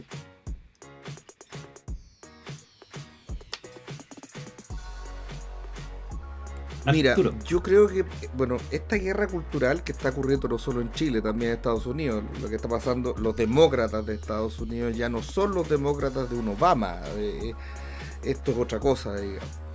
Pero yo creo que la guerra cultural ya se está ganando Sin embargo, tenemos que ganarlo de aquí al domingo, lo cual es un poco lo difícil, digamos. Pero ya, por ejemplo, tú ves entre la gente joven, mucha gente libertaria, mucha gente liberal, mucha gente que no se está comprando el discurso de la izquierda. También estás viendo, por ejemplo, lo que está pasando en YouTube, el hecho de que de pronto YouTube se transforma en lo que los gringos llamaron la EDW, la Intellectual Dark Web, ¿cachai? La red intelectual oscura, que lo que está haciendo, y es lo que yo trato de hacer. Yo partí con mi canal de YouTube por eso, y de repente me transformé en parte de esto que algunos llaman la fachósfera. Pero la idea es que se genera un pensamiento independiente y totalmente al margen de la estupidez que en este momento está rigiendo las universidades. Entonces, yo creo que ya estamos en ese camino. La idea es a ver si qué tan, bueno, el domingo va a ser qué tan cerca estamos de eso. Yo espero que sí. Yo he visto mucha gente joven, y mucha gente joven me ha dicho también, por ejemplo, Rodrigo Norambuena de Revista Individuo me decía que él era hijo del modelo, y él decía, yo logré educarme más que mis padres gracias al modelo económico. Mis papás se sacaron la cresta trabajando, y yo tengo más de lo que ellos han tenido, y yo estoy agradecido del modelo, y no me cambien el modelo, me dice, por favor. O sea, estamos hablando de un tipo que tiene menos de 30 años. Y entre ese tipo de gente también, en gran parte de los millennials, no está solo este millennial copito de nieve, ¿cachai? Que se ofende por todo, sino que también está surgiendo gente que de alguna manera quiere, oye, yo quiero salir adelante, yo no estoy para que me digan esto. Y bueno, yo creo que el domingo pasado, con la destrucción que vimos, creo yo, y en este sentido quiero rescatar un video que hizo Antonio Arroyo, quien tiene un gran, ¿cómo llamarlo? Un gran potencial, y es capaz de explicar lo obvio, que a veces hay que hacerlo. Oye, eso que hicieron el domingo, el apruebo, es destrucción. No se puede construir destruyendo. ¿Qué es eso? Quemaron una iglesia, quemaron 2 iglesias, de hecho. Destruyeron un montón de cosas. Entonces, por eso, digo yo, eso es lo que no se puede entender. Y eso yo creo que la gran mayoría de la gente... a ver, la gente que eran mis amigos de antes, cuando yo era un intelectual y era un niño bonito de la Chile, bonito en términos conceptuales, obviamente, esa gente ya no es amiga mía. Esa gente me considera un facho, esa gente me considera que soy un extremista. Algunos me dicen te quiero igual aunque piense distinto, aunque te hayas radicalizado, etcétera, etcétera. Pero, en cambio, en la gente que yo conozco que es pyme, en la gente que yo conozco que es gente trabajadora, gente normal, me he dado cuenta que hay un entendimiento mucho, mucho más coherente de lo que nos explica don Carlos. Ellos entienden cómo funciona la economía, y entienden cómo funciona la economía porque ellos viven en la economía. Esta otra gente, estos intelectuales, estos políticos, no viven en la economía. Viven en un mundo aparte, viven con sueldos que les van a pagar igual. Viven en estas tenure, las titularidades de las universidades, o la tienen o van camino a tenerla. Y bueno, cuando alguien es profesor titular, la tenure que se llama en Estados Unidos, esa persona la pueden echar y le van a pagar lo mismo hasta que se muera, o hasta que sea emérito, pero normalmente los profesores eméritos salen eméritos y se mueren. Entonces, después de haber tenido los análisis de Eric, de Arturo y de don Carlos, quizás necesitaríamos redondear las ideas, concretar si este Mercedes va bien, qué hay que mejorar, qué podemos cambiar. Si vamos derecho a un precipicio, el chofer tiene que virar hacia la derecha o virar hacia la izquierda. ¿Cuáles son las condiciones o el resumen que nos daría, por ejemplo, Eric, de todo lo que se habló ahora? Bueno, una de las cosas que nosotros podríamos rescatar de todo lo que nos ha sucedido en este último tiempo es volver a valorar el diálogo en perspectiva histórica. Una de las cosas que a nosotros nos ha hecho mucha falta en Chile, no solamente a nivel académico, sino que también a nivel general, es ver a la historia, ver lo que nos ha sucedido como país, ver el itinerario que hemos tenido como sociedad y aprender a dialogar desde ella. Es una cosa súper importante porque la historia nos muestra en distintas ocasiones cómo han ocurrido estas crisis y de qué manera se han solucionado. Entonces, estamos en un punto crucial muy importante en el cual podemos nosotros decidir si aprendemos a dialogar como sociedad o profundizamos aún más el conflicto. Desde ese punto de vista, yo creo que es súper importante que valoremos todas las visiones. Todas las visiones tienen que ser incluidas, respetadas, deben ser escuchadas y tenemos que aprender a ser una sociedad que llegue a consenso. Este plebiscito que se nos ha impuesto de una forma, podríamos decir, muy artera, pero que ya venía planificada, ha hecho que esta división nos haga olvidar que nosotros tenemos que dialogar. Ahí la historia puede ser súper importante. Y también nos puede ayudar a formar una cultura de la libertad. Nosotros, por lo que tomaba Arturo, por lo que decía él, que hay muchos jóvenes que están retomando o podríamos decir profundizando estas teorías liberales. Entonces tenemos que aprovechar eso y formar una cultura de la libertad con perspectiva histórica, que nos ayude a interpretar mejor nuestro pasado, a entender nuestro presente y proyectar un futuro donde el país siga con estos índices de desarrollo que no sean tan solo dominio de los que están viviendo en la economía, sino que sea dominio de todos para que podamos entre todos reconstruir una sociedad quebrada, como la que tenemos en estos momentos, dividida, y que de alguna u otra manera nos ha hecho esta división olvidar que el otro también es parte de nuestra sociedad, que estamos viéndolo como enemigos.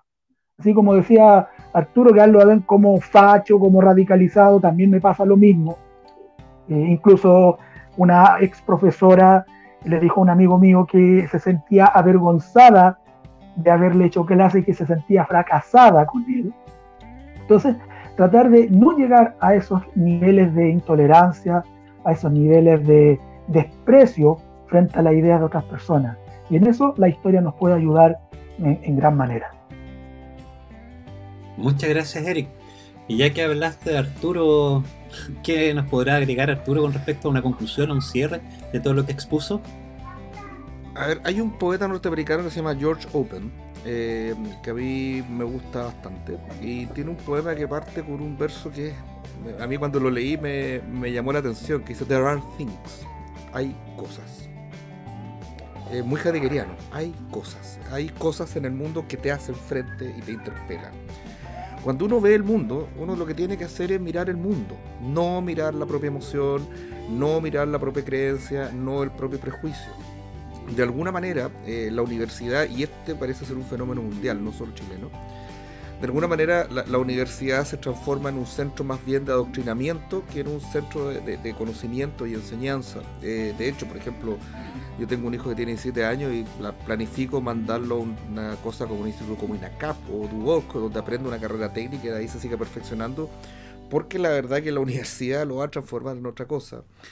En ese sentido, yo creo que lo que hacemos en programas como este, los respectivos canales de YouTube, el hecho de sacar la discusión, digamos, de estas torres de marfil que son las universidades, donde es muy fácil ideologizarse también porque no están en contacto con el mundo, y traerla a esta nueva ágora que es la internet, en este caso, por ahora YouTube, y otras plataformas que han surgido o van a surgir. Algunas han surgido, pero todavía en castellano tienen mucha difusión. Hablamos de ThinkSpot, por ejemplo, y otras más.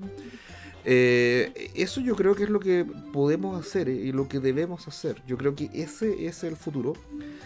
Y creo que bueno, la realidad te golpea, siempre es mejor aprender en teoría, pero la gente que no aprende en teoría está condenada a aprender en la práctica, y muchas veces la práctica del mundo puede ser brutal en sus lecciones.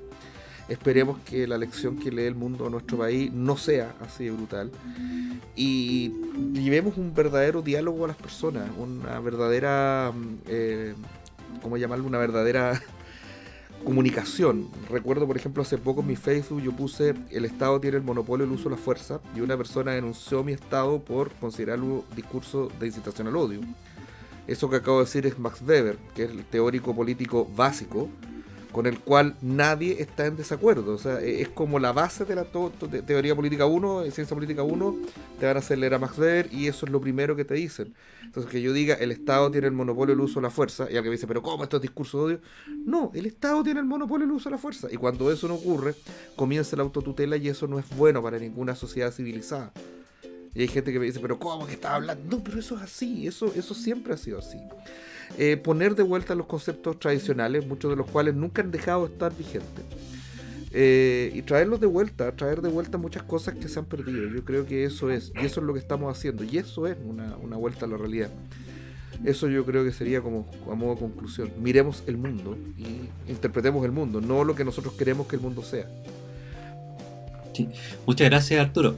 Tenemos ya la visión de la historia un poco, la visión de la historia de los pasajeros, la visión actual de los pasajeros que nos dio Arturo, y ahora veamos cómo se podría, un resumen de la conducción del Mercedes. Don Carlos, ¿qué nos podría comentar, un resumen de su exposición? Sí, claro. Mira, yo soy profundamente optimista. Creo que Chile es un país, haciéndome cargo de lo que ha comentado Eric y Arturo Ruiz en su cierre, este tema del diálogo. El diálogo tiene un contexto, ¿verdad? El diálogo no ocurre así en forma espontánea. Tiene que tener un contexto, y ese contexto tiene que ver con el liderazgo, con personas que digan la verdad, que lleven a pensar, que muevan a la gente hacia un determinado meta, fin, objetivo. Pues, pensemos, por ejemplo, hay dos que a mí tres que me encantan. Uno es Juan Pablo II, que con su liderazgo y su valentía de decir la verdad, de denunciar el comunismo, se propuso y lo logró derrotar a la Unión Soviética hasta que cayó el muro de Berlín. Entonces, votar el muro de Berlín no es una cuestión para débiles, para pusilámines. Conversemos, lleguemos a un acuerdo. No. Se requiere un líder que diga la verdad, que sea fuerte y que lleve al mundo hacia un determinado punto. Winston Churchill es otro caso notable de cómo él asume en un momento histórico gravísimo para Inglaterra, el ataque del nazismo, con bombas sobre Londres, etcétera, y él se para frente al mundo, digamos, y todos le aconsejaban que pactara con Hitler, que llegara a un acuerdo, que dialogara, y no lo hizo. Y salvó a Inglaterra y al mundo del nazismo, ¿te fijas? ¿Para qué decir Thatcher de nuevo como primera mujer primer ministra de Inglaterra, como no sé si se acuerdan, pero cuando Argentina invade las Falklands, que ellos llaman las Malvinas, cuando invade las Falklands, Margaret Thatcher, contra el consejo de Ronald Reagan y de todos los europeos, que le dijeron, pero ¿cómo se te ocurre meterte a 12.000 millas de distancia a Inglaterra? No, o sea, dialoga, llega a un acuerdo. Bueno, no dialogó. Y mandó la Armada Británica en pleno, digamos, y derrotó a Argentina, con la ayuda de Chile, entre paréntesis, derrotó a Argentina. Entonces, alcanzar grandes objetivos, recuperar un país, requiere liderazgo. Un liderazgo que invita al diálogo, pero que tiene que ser un liderazgo. Tiene que haber alguien que diga la verdad, que diga cosas duras, ¿no? Las cosas como son. Y no este lenguaje políticamente correcto que estamos todos de acuerdo. No. Tiene que ser algo en que no estemos de acuerdo. Que la gente diga, se sienta obligada a pensar y dice, no, este tipo tiene razón, ¿no? Este hay que seguir. Entonces, es el conductor del Mercedes. Sí. A eso me refiero, ¿te fijas? Sí. Bueno, yo tengo un nombre en la cabeza, pero bueno. Y junto con eso, hacia adelante, digamos, bueno, Chile ya tiene una gran ventaja que no la tiene Argentina ni ningún otro país del mundo, especialmente Latinoamérica, y es que Chile ya probó cómo hacerlo. Entonces, es un repotenciar, ¿te fijas? Ese ajustar para que nos hagamos cargo de las nuevas realidades que hay en Chile, sin duda. Una realidad concreta, por ejemplo, es que cuando partió el modelo liberal, las reformas liberales profundas en el año 75, como decíamos al principio, el 50% de Chile era pobre. Pero hoy día no es así. Hoy día la clase media de Chile creció de un 20% a un 70%. Entonces es otro país. Es gente más informada, gente que ha tenido sueños y lo ha cumplido. Lo que comentaba creo que Arturo, Chile está lleno de hijos del modelo. ¿Te fijas? Entonces, es totalmente posible llevar adelante con este liderazgo adecuado, llevar adelante este sueño de cruzar el umbral del desarrollo. En temas de educación, en el tema de salud, en el tema de transporte, en el tema de las empresas públicas. ¿Te fijas? Se puede hacer. Y sabemos cómo hacerlo. Solo nos falta el conductor. Y eso pasa también porque este fin de semana somos responsables en votar como corresponde, digamos, para evitar quemar la casa, digamos, y sí arreglarla, ampliarla, mejorarla, por supuesto, pero no quemarla. Ni partidicerse. Sí. Gracias, don Carlos. Creo concluir que Winston Churchill y Margaret Thatcher nunca hubiesen firmado un acuerdo por la paz, entonces. No, se opusieron totalmente. Sí. Y así lograron. No se refiere al acuerdo por la paz que se firmó en Chile. Exactamente, no la que firmamos acá hace un par de meses o unos meses atrás, que fue un acuerdo por la paz que. de paz no tiene nada. Sí. Tampoco podríamos meter ahí también a Golda Meir. No, ese acuerdo por la paz nunca existió. Israel no negocia con terroristas, que es un principio que tiene Israel hasta el día de hoy. Sí. Entonces parece que el conductor erró haber tomado el lápiz y haber firmado un acuerdo que no se cumplió. Pero claro, o sea, con el líder actual estamos como estamos. Con una debilidad, y no solamente el líder, sino que en general de un sector político de derecha que debió supuestamente defender el modelo y no lo defendió por 30 años. Bueno, y en todo esto, claramente el tema no es la Constitución. Recordemos que se firmó un acuerdo por la paz, que por paz no ha tenido nada, para cambiar la Constitución. Justamente los políticos hicieron esto para evitar soslayar su responsabilidad. ¿Cuál responsabilidad? La responsabilidad de aplicar las políticas públicas que harían que los chilenos cumplieran sus sueños. Como no lo hicieron, entonces le echan la culpa a la Constitución. Es evidente para todo el mundo, sentido común, que llevamos 40 años con la Constitución actual, que ha presidido los 40 años más exitosos de la historia del país. Por lo tanto, es evidente que la Constitución no es el problema. Es lo que es el fetiche de los políticos para justificar su ineficiencia. Entonces, lo que está en juego este domingo, ¿te fijas? Es justamente lo que no debe estar en juego. Por eso que creo que hay que ser responsable, pensar esto, de tal manera que cuando vayamos a votar, lo hagamos de manera consciente de que no es la Constitución el problema de los políticos. Que además nos están poniendo a la fuerza, digamos, una eventual convención constituyente que es un segundo congreso, más político. Y más caro. Más caro.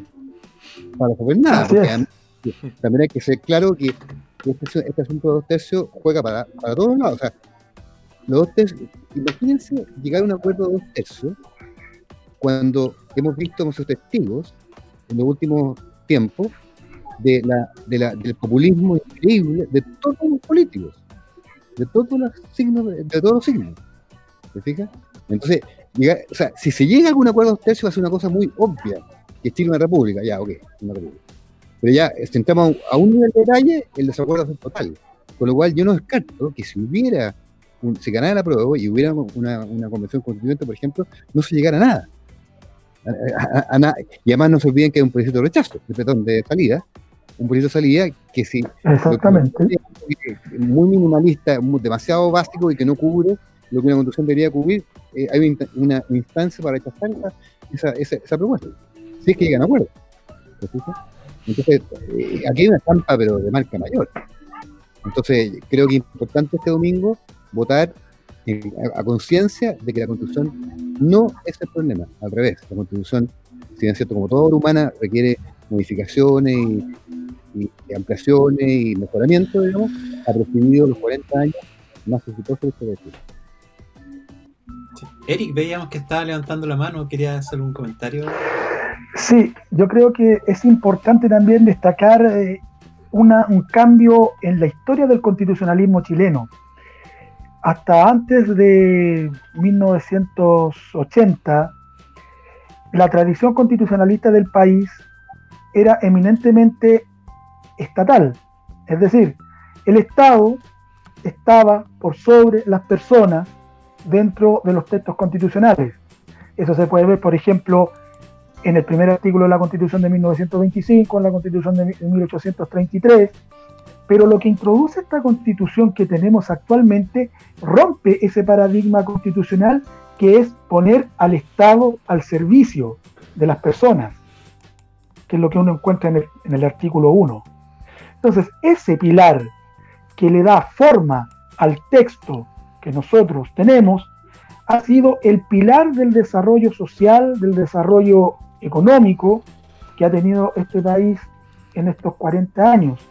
Entonces, cuando las personas quieren hacer un plebiscito o cuando están peleando por cambiar una constitución que no comprenden en su totalidad o de la cual han sido enseñados que es mala, es opresora, que representa una dictadura, lo digo ocupando el lenguaje de ellos, entonces es no comprender el salto que da la Constitución con respecto a los textos anteriores, porque poner al Estado al servicio de las personas es un fundamento de una cultura y una mentalidad liberal.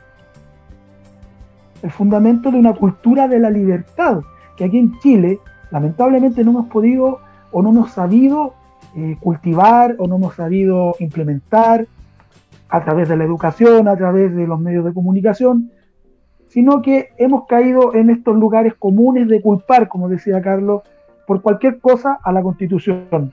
Por eso mi reflexión es que, en cierto modo, una nueva Constitución es el juego que han hecho los políticos para esconder su responsabilidad. Cuando la Constitución que tenemos, si bien no será perfecta, es perfectible, pero ha entregado las bases para que surjan personas que se consideran hijas del modelo y que quieren seguir en este modelo porque en él ven un desarrollo tanto personal como social. Como último detalle, exactamente, Arturo, quería decir yo, por ejemplo, que hay gente que cree que vivimos en el universo Harry Potter, digamos, en el sentido de que si yo escribo algo en un papel que se llama Constitución, por ejemplo, todos tienen derecho a la vivienda, y lo digo en latín, como dice Harry Potter a lo mejor, aparecen viviendas, así, y la gente, no, las leyes no construyen viviendas, las personas construyen viviendas, las empresas contratan a las personas y compran los materiales con los que se construyen las viviendas, por ejemplo. Si una Constitución garantiza el derecho a una vivienda digna, no significa que vas a tener una vivienda digna, porque si no están los recursos, no va a estar. Y eso, por ejemplo, pasó en Colombia, que en algún momento se pusieron estos derechos, y la gente empezó a demandar el Estado por vivienda y tuvieron que reformar de nuevo y decir, ¿sabe qué? Esto va a ser, pero en la medida que haya plata va a tener vivienda, porque no, por mucho que lo diga la ley, si no hay plata no se puede hacer. Y me acuerdo una entrevista que dio la Evelyn Matei hace algún tiempo, que ella decía que no tenía plata para pagarle a los profesores, y el presidente del colegio de profesores le decía, pero eso es ilegal. Bueno, pero yo no tengo la plata, le dice. Entonces, y en un momento le dice, bueno, pero plata hay. No hay. Ese es precisamente el problema. Entonces eso es lo que la gente tiene que entender. Las leyes no solucionan los problemas, las leyes no producen bienes ni servicios, el trabajo produce bienes, el trabajo produce servicios, y es súper bonito tener derecho a la salud, todo el mundo debería tener derecho a la salud, pero la salud finalmente es producto del trabajo de los profesionales de la salud. Hay que pagarle a esas personas para que al doctor para que te opere, o para que te haga la consulta, a la enfermera para que te ponga las inyecciones de los remedios, al TENS para que ayude en todo esto, al arsenalero si hay que hacer. Toda esta gente tiene que comer y tiene que vivir. Entonces no es posible, porque la ley diga que todo el mundo tiene derecho a la salud, y si no hay suficientes profesionales en la salud, y si no hay esa gente, eso no va a ocurrir, por mucho que las leyes lo digan. Entonces, claro, el Estado no es productor, son las personas, los individuos, las empresas, las asociaciones libres de personas. Y que la ley diga algo, si la ley dice algo como que usted tiene tal derecho, no va a ser así. Los derechos que consagran las constituciones modernas son negativos, te dicen lo que el Estado no puede hacer. El Estado no puede, por ejemplo, coartar tu libertad de expresión. El Estado no te puede detener sin un debido proceso. El Estado no puede esto. El Estado no. No dice el Estado tiene que, porque si el Estado no siempre puede garantizar esas cosas. Es fácil decirle al Estado lo que no haga, pero es muy difícil decirle que haga algo si el Estado no tiene los recursos. Y eso no puede estar en una constitución. Vamos a tener una locura como la que pasó en Colombia, que al final tuvieron que cambiarla de nuevo. Entonces, eso yo creo que es lo básico. Aparentemente la Constitución no es el problema de todos los males que hemos estado viviendo, quejando. Parece que ahí hay algo, errores de interpretación, todo se culpa a la Constitución. Es como extraña, si vemos que basa en un modelo que ha sido exitoso comparativamente hablando con otros países, decir que todo está mal gracias a la Constitución es como extraño, no sé, como que... Bueno, porque te oprime. Te violenta, la Constitución te violenta. La gente cree eso. Oprime a los políticos. Claro, es porque han sido enseñados así, pues. Han sido enseñados así. Sí. Justamente las constituciones, como decía Arturo, bien pensadas, son las que limitan el poder del Estado. Lo que los políticos justamente liberar al Estado para que haga lo que quiera, digamos, y ellos tener el control y el poder. ¿Y esta Constitución reprime a los políticos o les da libertades? Déjame darte un ejemplo concreto. Incluso antes de la Constitución del 80 ya se había establecido, justamente por el tremendo populismo del Congreso, en tiempos de Frei, el Gato Frei padre, se estableció que el Congreso no podía tener iniciativa de ley en materias que implicaran gastos fiscales, por responsabilidad de los políticos. Bueno, eso se recogió en la Constitución del 1980, y es una de las cosas que ellos quieren cambiar, ¿te fijas? Porque claro, con la Constitución actual, el Congreso está efectivamente limitado, y está bien que esté así. Está limitado, un diputado o un grupo de diputados no puede plantear una ley que implique gasto fiscal, a menos que el gobierno, el Ejecutivo, la patrocine. ¿Te fijas? Y justamente eso, hemos sido testigos de que los políticos en Chile han tratado de bypassear la Constitución y le han violado directamente. ¿Y cómo lo han hecho? Descubrieron la forma de hacer una reforma constitucional. Claro. Porque como no es una ley, entonces hicieron reforma constitucional para el 10%.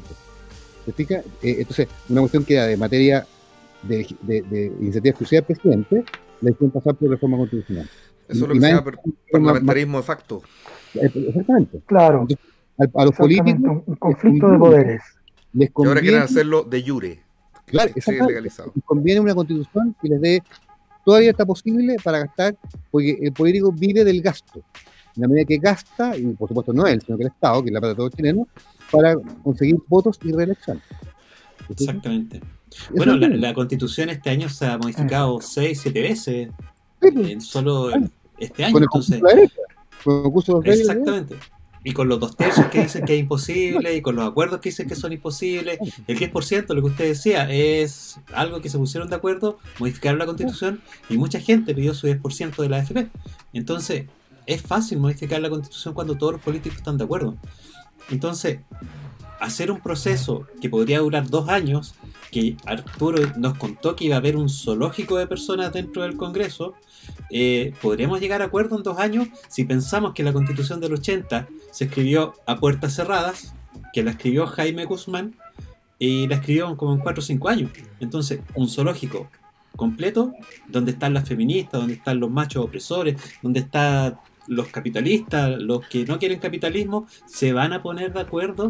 Va a estar la señora Juanita ahí también dando su opinión respecto. Claro, y además que esto es ilegítimo. Lo que nace de la violencia es ilegítimo. Exactamente. Todo el día el famoso acuerdo por la paz, que llamó este plebiscito, los partidos políticos, todos los partidos políticos, excluyendo RN y la UDI,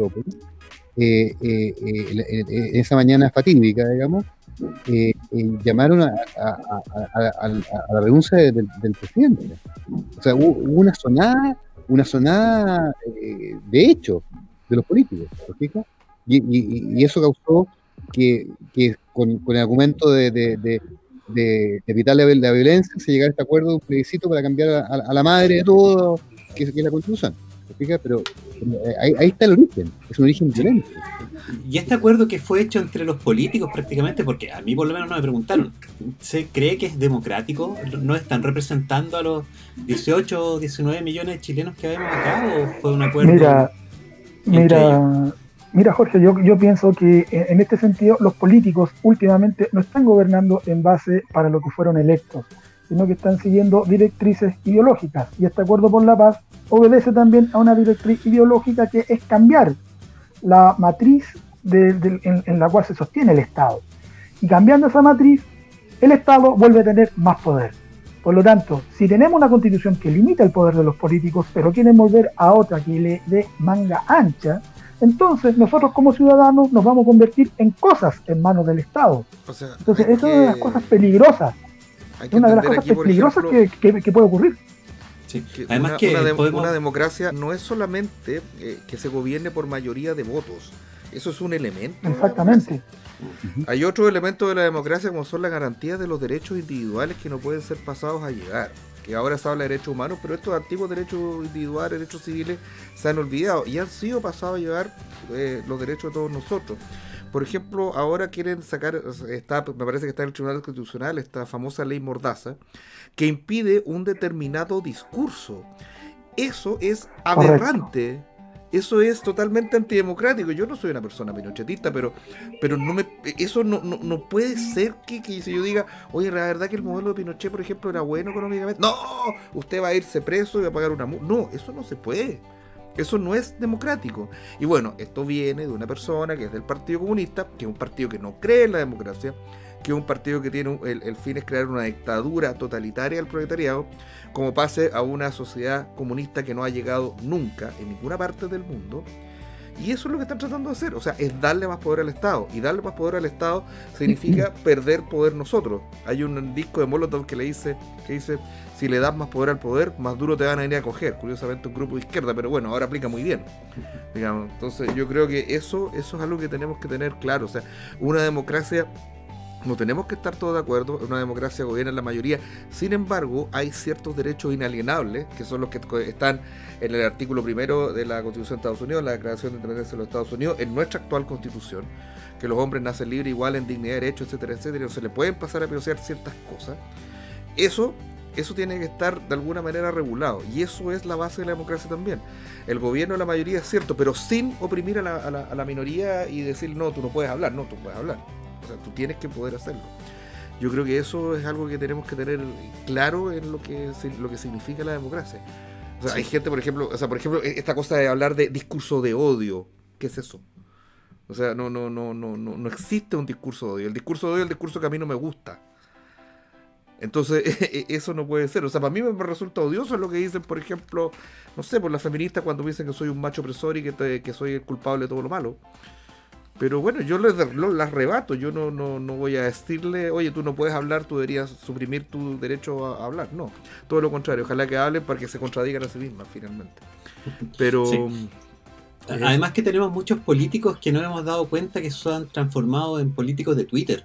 Como que lo que hay tendencia en un momento, como que legislan o se dan para ese lado. Eso es democracia, antidemocrático, es ser flojo, que les hagan la pega. ¿Les faltará más terreno, más calle a nuestros políticos? Hoy queremos agradecer a nuestros espectaculares invitados, a Eric, a Arturo, a don Carlos, porque nos dieron una charla magistral de lo que está ocurriendo hoy en Chile, de nuestro estallido, de nuestras crónicas, qué ocurrió. Le dimos 3 miradas distintas para que la gente entienda lo que estaba pasando, para que comprenda y aterrizar un poquito más algunos conceptos que quizás para el chileno normal son medios complicados. Así que me gustaría que se despidieran y que nos dieran el último adiós. Eric, algo. Bueno, primero que todo agradecer la invitación, agradecer la oportunidad de estar aquí con ustedes. Una charla muy interesante, muy intensa también, donde pudimos analizar muchas cosas. Yo me despido invitando a los amigos a ser responsables con el futuro de nuestro país. Los invito también a que reflexionemos sobre la importancia de este momento, que puede ser el pilar fundamental para un futuro próximo. Entonces, informémonos, seamos responsables, participemos y por sobre todas las cosas, respetémonos. Eso que se ha perdido tanto en estos meses de conflicto y violencia es algo que tenemos que volver a recuperar. Puede ser un trabajo que va a durar años, pero tenemos que hacerlo. Así que con esto me despido, muchas gracias y espero que estén muy bien. Gracias, Eric, y comparto la palabra respeto. Es algo que hemos perdido últimamente en personas muy cercanas, personas más lejanas o en compatriotas que vivimos acá en una misma sociedad.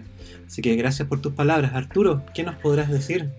Bueno, yo quiero invertir un poco la tesis 11 sobre Feuerbach, que es un escrito de Marx, que decía: los filósofos se han dedicado a contemplar el mundo, hay que cambiarlo. Ahora hay que dedicarse de nuevo a contemplar el mundo para saber qué hacer, porque no es cuestión de llegar con una mera ideología a pensar que esto hay que hacerlo porque hay que hacerlo, no. Hay que contemplar el mundo, ver qué está pasando, entendamos lo que sucede, y a lo mejor lo que hay que cambiar son otras cosas y no son las cosas que creemos que hay que cambiar. Creo que eso es lo básico, tratar de tomar la decisión a conciencia con uno mismo.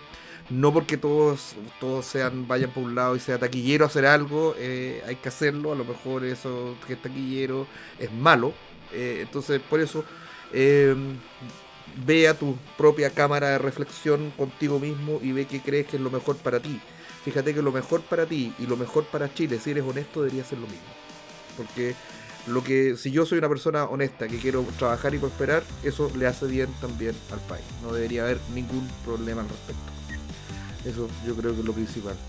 Gracias, Arturo. Y honestidad también creo que nos falta, y podríamos lanzarle esa palabra ahí a algunos políticos para que entiendan algunos conceptos que han ido olvidando, yo creo, con el tiempo. Don Carlos, sus palabras al cierre. Muchas gracias por estar con nosotros. No, gracias a ustedes. Desde luego, dar las gracias por haberme invitado. Ha sido muy, muy interesante participar en este panel. Y quisiera hacer un llamado a la inmensa mayoría del país, que son los hijos del modelo, aquellos que tuvieron la oportunidad que sus padres no tuvieron, que se pudieron educar en la universidad, crecer con buenos empleos, con buenos salarios, tomar vacaciones, comprar un auto, invertir en un departamento, formar una familia. Todos esos hijos del modelo que han vivido concretamente los resultados de la idea de la libertad, para que sean responsables este domingo con su voto, de modo que el lunes podamos volver a soñar un país desarrollado, un país de oportunidades, un país sin pobreza, un país que responda a los sueños de todos los chilenos. Muchas gracias. Gracias, don Carlos, y escucharlo da esperanza, que parece que no estábamos tan mal. Porque escuchar a algunas personas pareciera que estamos en un hoyo negro sin fin. Pero escucarlo a usted de verdad que nos trae esperanza y nos asienta ahí algunas bases y algunos números que la verdad que me imagino que muchas personas que andan opinando en la calle no los conocen o no los manejan o no les interesa escucharlos y aprenderlos. Así que me despido también, agradecerle a cada uno de ustedes por su tiempo, por la participación, un panel excelente. Así que vamos a ver qué ocurre a futuro y el llamado es votar a conciencia. De acá no vamos a obligar vote A o vote B, sino que vote a conciencia lo que diga su corazón y lo que usted cree que es mejor para usted, para su familia y para Chile. Así que con estas palabras nos despedimos. Se pasaron. Muchas gracias. Que estén bien. Los dioses chao. Chao. Chao.